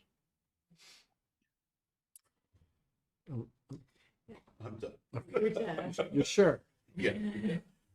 Chelsea, I just had a question going back to the PFAS question, and the biosolids, that if the federal government has stricter requirements and we had to ship our biosolids to landfill, I'm assuming that also means that we won't be selling our purchasing capacity with the Whitcomb farm for them to spread our biosolids. My understanding is yes. I think that program would probably not be renewed, not because of our choosing, but the state will no longer allow it. Which would be a huge loss, because we do rely on that significantly for our solids management at this point in time. He takes 2 million gallons of biosolids a year from us in the spring and the fall. So that's also why I'm having Eldridge and Elliott start this now, because knowing that we might not have that as a resource anymore. And also our certification for that disposal expires next October. So we have to reapply anyways. And I know the current person in charge of residual program is all for a land application, but you never know if it will get approved or not. I hope so. We pass with flying colors every time. So I hope that's a good thing to renew. Remind me, is that a state decision or a federal decision about the land? That is a state-issued certification, but you do have to follow federal rules for part of the certification. And are you aware of what the Whitcomb farm would do in replacement if they're no longer able to use our biosolids? I do not. I've not had that conversation yet, but we will be land applying in probably the next 2 weeks. So it's a good time for me to have that conversation with the Whitcombs. Yeah. Thank you. Yeah. I don't have any for this. A lot of folks here ask my questions too, but I don't have anything more unless there's something you didn't get to cover. I just wanted to highlight, really quickly that I'm starting the, process of forming a stormwater utility. Right. That's gonna involve certainly some public outreach and public meetings. So that's, the target is to have a launch by July 1, but the more I talk to other communities, that's a pretty tall reach, but we'll try our best. And we had a really successful proposal come in. So I'm starting to work with that consultant to get the contract solidified and start the process of formation of a utility for that. Thank you. Thanks for waiting throughout the meeting, and thanks for joining us tonight. You do a great job, Chelsea. Yeah. Thank you so much. Oh, you're welcome. Thank you. And I'll see some of you tomorrow again at the facility. And just to say, the facility is always open. I'm happy to give tours. Well, and preferably an hour would be best if you have the time, but it can be done in half hour, as we learned yesterday. So I think my first one was scheduled for 30 minutes with Jim. I was there That's- 4 hours, yeah, I believe that. and we weren't done. I had to go. Yeah. It was. I haven't had that long. I don't have that record, but Jim, I know, gave very lengthy tours. Thank you. All right. Have a good night. Thank you. You too. Bye. All right. Let's see. 5E, acting as Cannabis Control Board Commission, consider approval of outdoor cultivator Tier 1 license. Okay, so, got a memo in your packet. And let me just get that shared.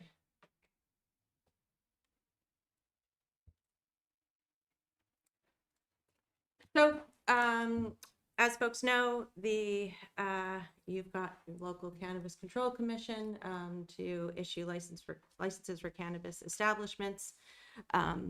The development. Try to make this brief. From a staff perspective, we do not think that with the changes in H270 that the municipality can enforce land development code or ordinances on outdoor cultivation, which is what this application is for. That non-action was appealed to your development review board, and they supported that part of the appeal.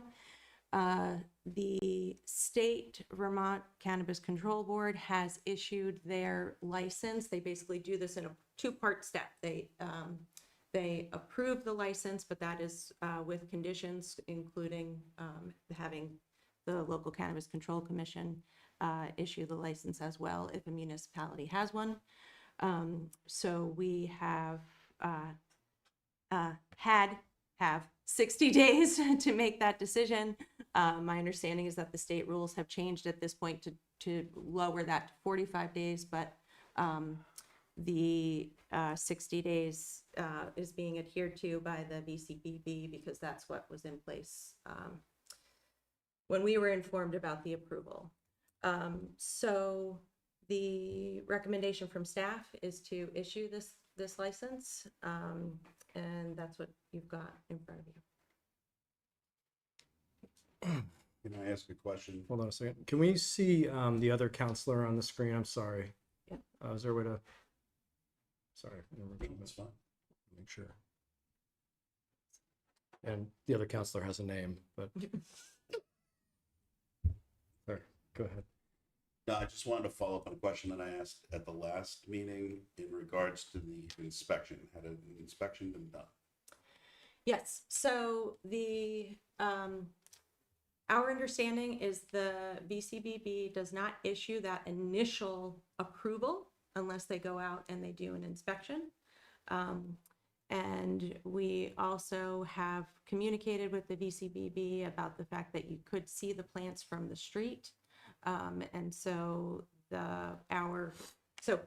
we tell the VCBB stuff, they don't necessarily communicate back with us, but our understanding is that that has been addressed with some material on the fence. And we also separately on the agriculture side of things, asked the Department of Agriculture to do an inspection, and they did, and BCBB was out there while they were there. So we definitely know that they've done an inspection.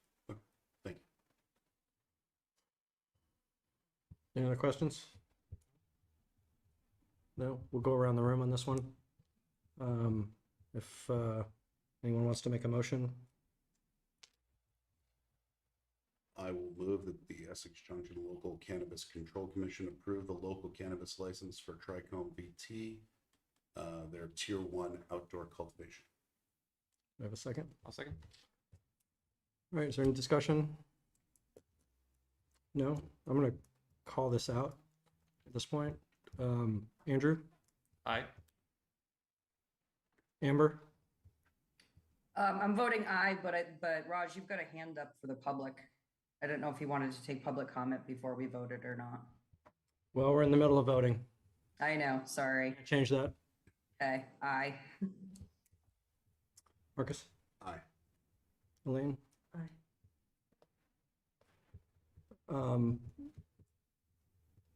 Aye. Under advice of counsel.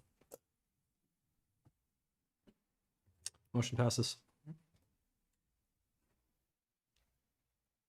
And that is that. We can take comment to try to rectify that issue.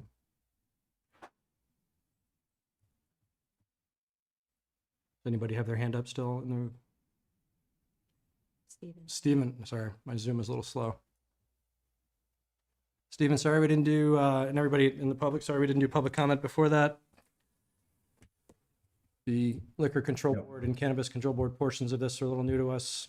Most of our Liquor Control Board applications are in the consent agenda because there's a different process. So Stephen, if you'd like to comment. Yes, I think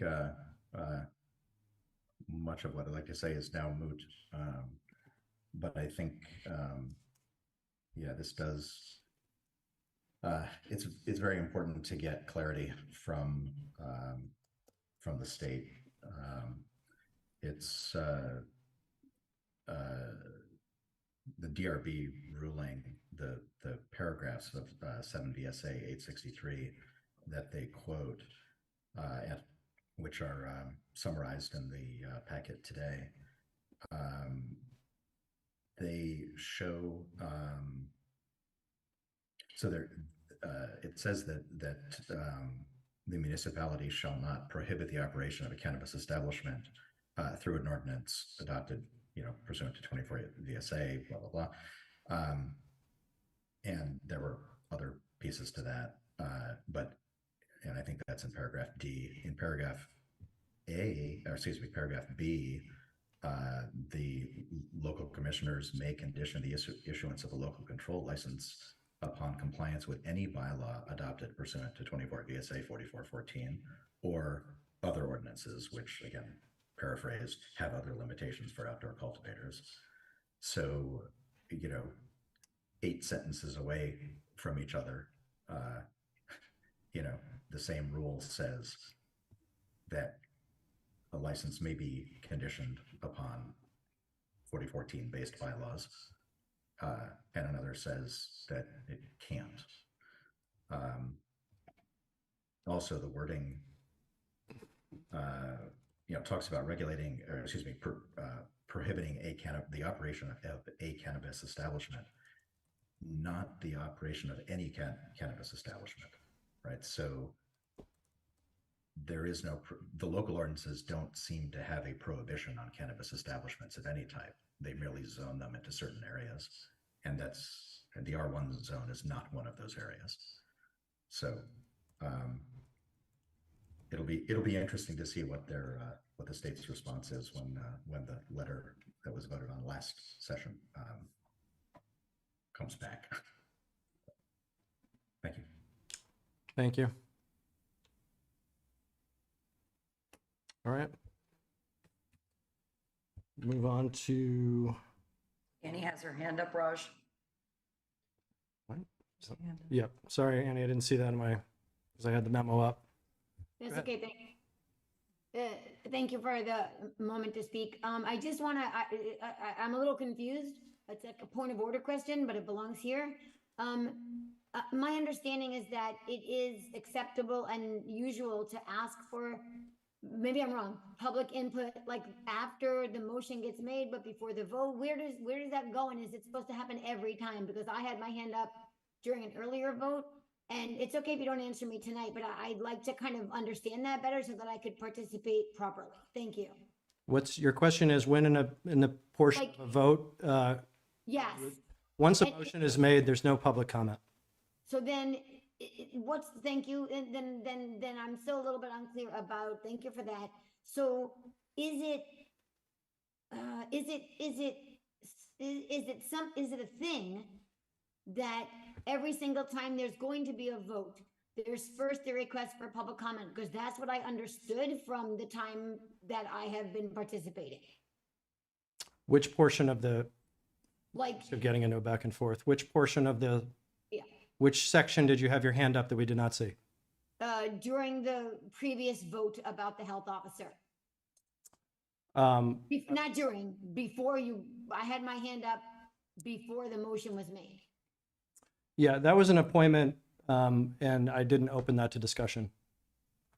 I guess if we could start the next meeting with like maybe a mini rules for people, I would love that, because I'm a little confused about how this works. Thank you. Sure. Mhm. Thanks for the input. Thank you. Okay. 5F, discussion and consideration of an application to the VLCT Welcoming and Engaging Communities Program. So, you've got, information about it in the memo. Essentially, this is, I believe, the second year that VLCT is doing this, program. The application was, I think, last year, like the day I started maybe, and we were thinking about trying to get it in, and it didn't happen. So,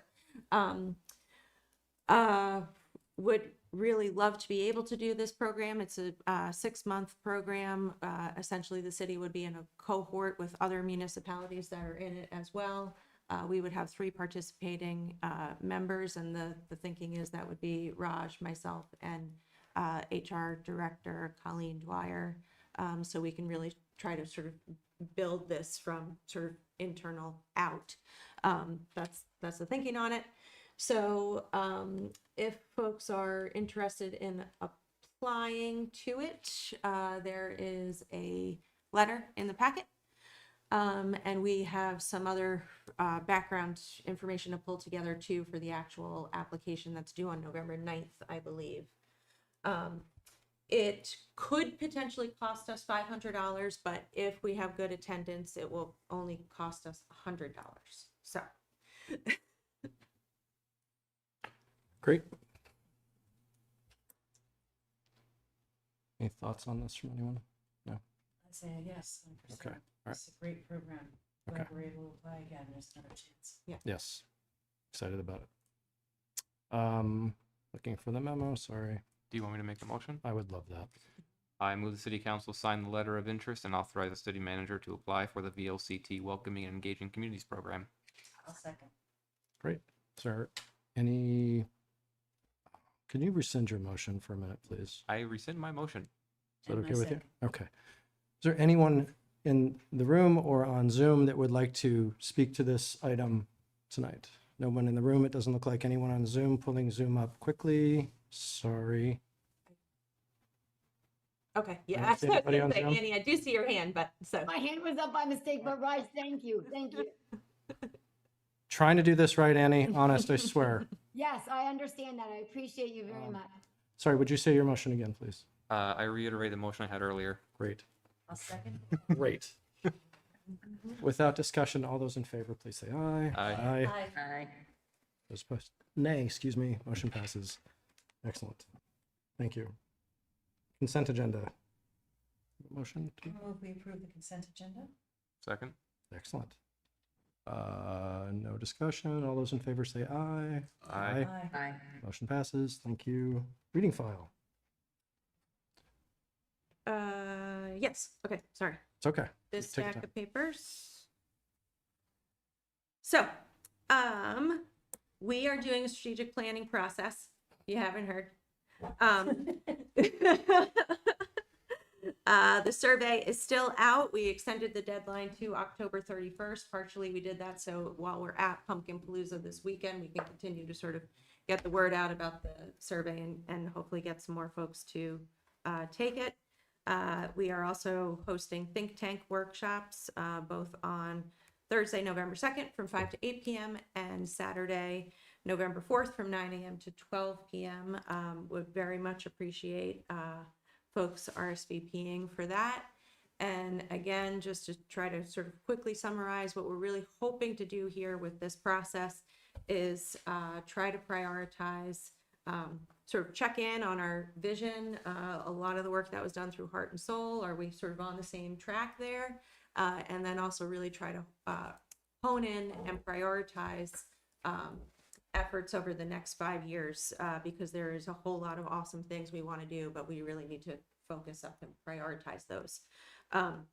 This is not the comprehensive plan. The town is working on their town plan right now. That is a very comprehensive, all-encompassing effort that talks quite a bit about your land use and a whole slew of things. Our comprehensive plan was done in 2019, and we won't be starting that again until 2025, 2026. That is that. We got really some good questions on how this sort of plays into all of our other planning processes. And so we did a Junction City News on Monday afternoon about that topic specifically.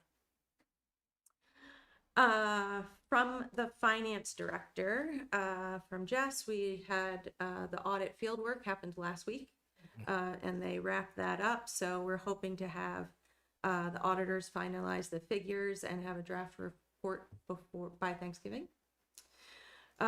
We have also received the budgets from the departments, and we are in the process of pulling all of that information together.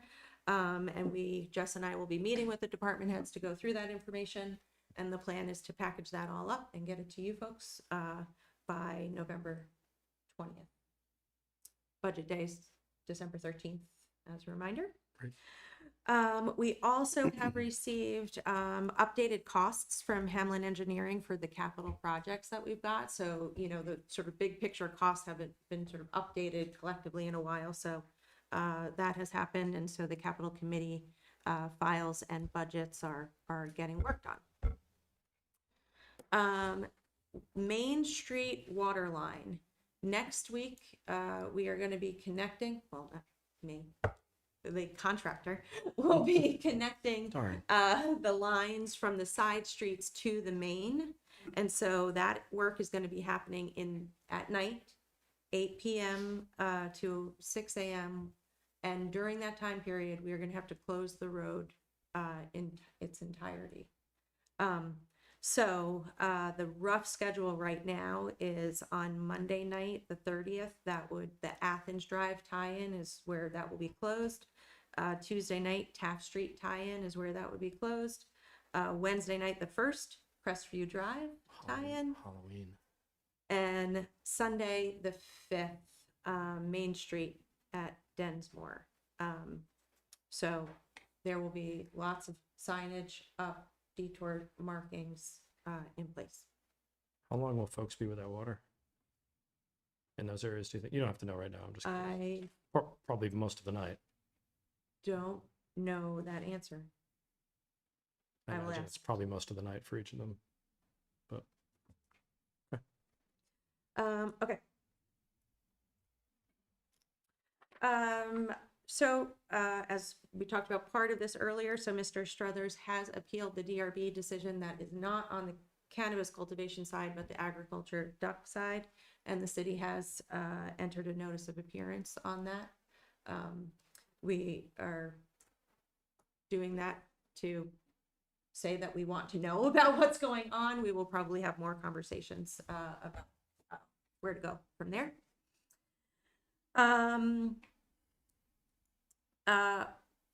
We did a support letter a couple of months ago about for UVM to apply for USDA Tech Hub, and that was announced this week that we have been given that approval of a Tech Hub. So that's pretty exciting. I don't know if you have any more. it's I'm having a hard time describing it, and I don't know how much Elaine knows about it. There's 31 sites around I want to say 31 sites around the country that received this designation. It's with UVM, Global, a number of different smaller companies, some municipalities, and there's $31 million at the beginning, and an opportunity to then, now the next step is to apply for a larger $75 million grant. My understanding from speaking to folks the day it was announced is that, things that the city might be able to leverage out of this are working with the state and this tech hub to find transportation dollars or not housing, but other workforce supports, other potential infrastructure supports. Had a lot of conversations about transportation and finding ways. This was just an example that some of us were talking about to support GMT to reinstitute or increase service in areas, especially around Global, things like that. So it's moving very quickly. I've got to transition. Somehow I'm the point of contact for this, and I need to transition that to you. I'm scared too because there's a lot of to-dos. So there's there's some to-dos. Well, I think in ours we have to figure out our level of interest and our level of involvement and a point of contact, and that person just needs to stay on it, and we need to provide input when required. They're being very inclusive. There's a welcome celebration in a week or two at Hula for signatories, but there's a lot of excitement, especially on UVM campus right now and at Global, about when the state level, about what this means. And I think if it does anything, it really, that and past announcements this year really, I think, solidifies Global's presence for a while, which is outstanding.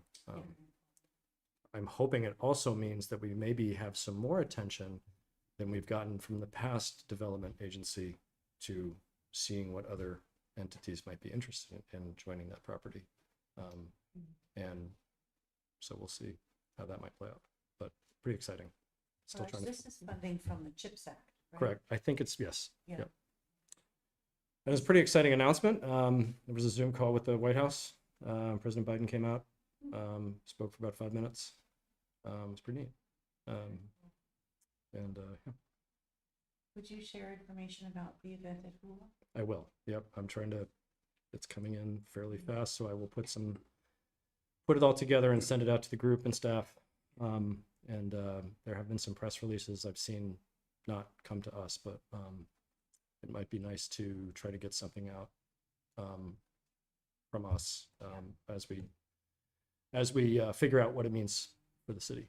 I'd be curious to know if what it means for the city could also potentially include downtown business development. If we used to have a co-working space, we don't have one anymore.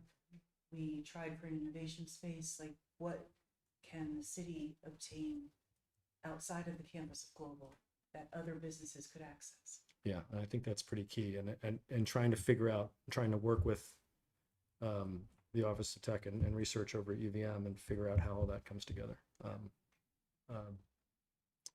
So I'll try to get you all this information with some of the information out to the council, but we really do need to pass that along so we can figure out who a point of contact would be. Yeah. So yeah, very exciting. It is. Okay, I think that's it. Sure, Marcus. So let me first say thank you to Regina and the whole staff for putting up with me yesterday as I did a tour of the city and all the departments.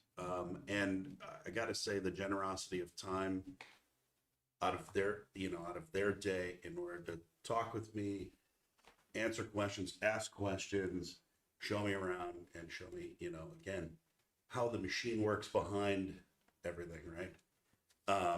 It was a great time. It was a learning experience, and it was also great to deepen the relationships with city staff.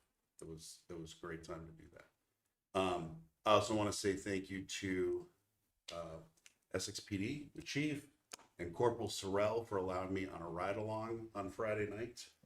That was another learning experience. I encourage everyone to do it, because you'll get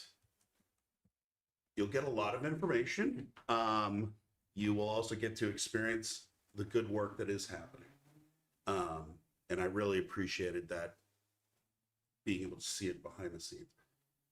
I am actually going to be going out again coming up on Halloween. So, and Corporal Sorrell invited me to go back. So I spoke to the lieutenant yesterday. So we're going to set that up. And my hope is, if the calls are light, we'll just be going through neighborhoods, throwing out Halloween candy. So, you know where I live. But again, I think it's going to be a blast. And then again, coming back to Regina and staff, thank you for the work that you did to put West Street on the list of projects, because I think it looks great. I actually talked to a couple of residents who were coming out of the residential home down the street and love the fact that it was flat, smooth, easy to go, down the street. I think there's been a lot of positive comments about it, and I'm just saying it, because of the fact that I live right there. So it's a great, I'm really happy that project got done, and it looks wonderful. So thank you. Awesome. Thank you. Yeah, that was awesome idea by Ricky to just get that into the paving contract, and the contractor who did that work did a really excellent job. Ricky's super happy with it. So it's awesome.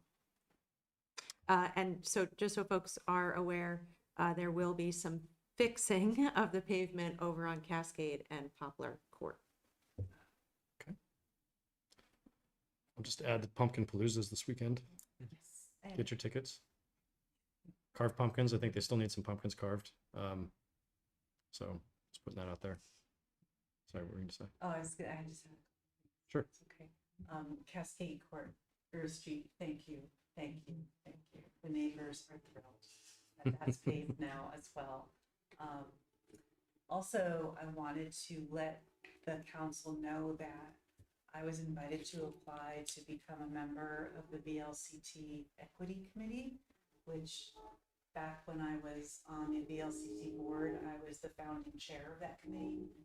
But then I had to step down because I was no longer an elected official. So now that I'm back as an elected official, I've been invited to come back. So I have not heard, because there's a whole bunch of applicants, but it's possible that I will be on that committee. And I wanted to ask about budget day. I was out for a little while, so I don't know if I missed a conversation, but is there an opportunity for counselors to provide budget goals? I know the department heads are submitting their budgets, but are we doing a budget goal conversation? Is there anything about what we're hoping to accomplish with the budget? We did have, sorry. Go ahead. Well, the way you phrased it, not yet. We did have the conversation 2 months ago. I don't remember the date.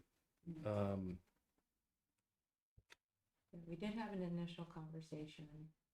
I think it was it was, you spoke quite a bit about returning or trying to get to a place where we might be doing the 1%, for instance. I think that's the conversation I'm referring to. Okay, so that was it back then. We won't be doing that again. I think we can do it again. I think largely department heads are, they're kind of underway. And also, I think we talked about it at that meeting, but so we have a salary study happening right now. We have a association contract negotiation that we just had our kickoff meeting today on that. So we do have an association contract that will be starting July 1, 2025. That will have a pretty big impact on this budget. Also, the health insurance is not looking great. So there will be some pressures on the budget for sure. That's it. Okay. Yeah, UVM's health insurance went up 15. Great. Okay. Well, we have an executive session to review the appointments do 2 appointments, and get a decision made. Is there there's going to be motions. I don't see I've them. got it on the screen. If Awesome. anybody- Well, if you could see it. It's too small. I don't think I got that focal. I'll go ahead and do. So I move the city council enter into executive session to discuss the appointment of public officials pursuant to 1 VSA section 313A3 and to include the city manager. Second. Any discussion? Seeing none, all those in favor say aye. Aye. Aye. Motion passes.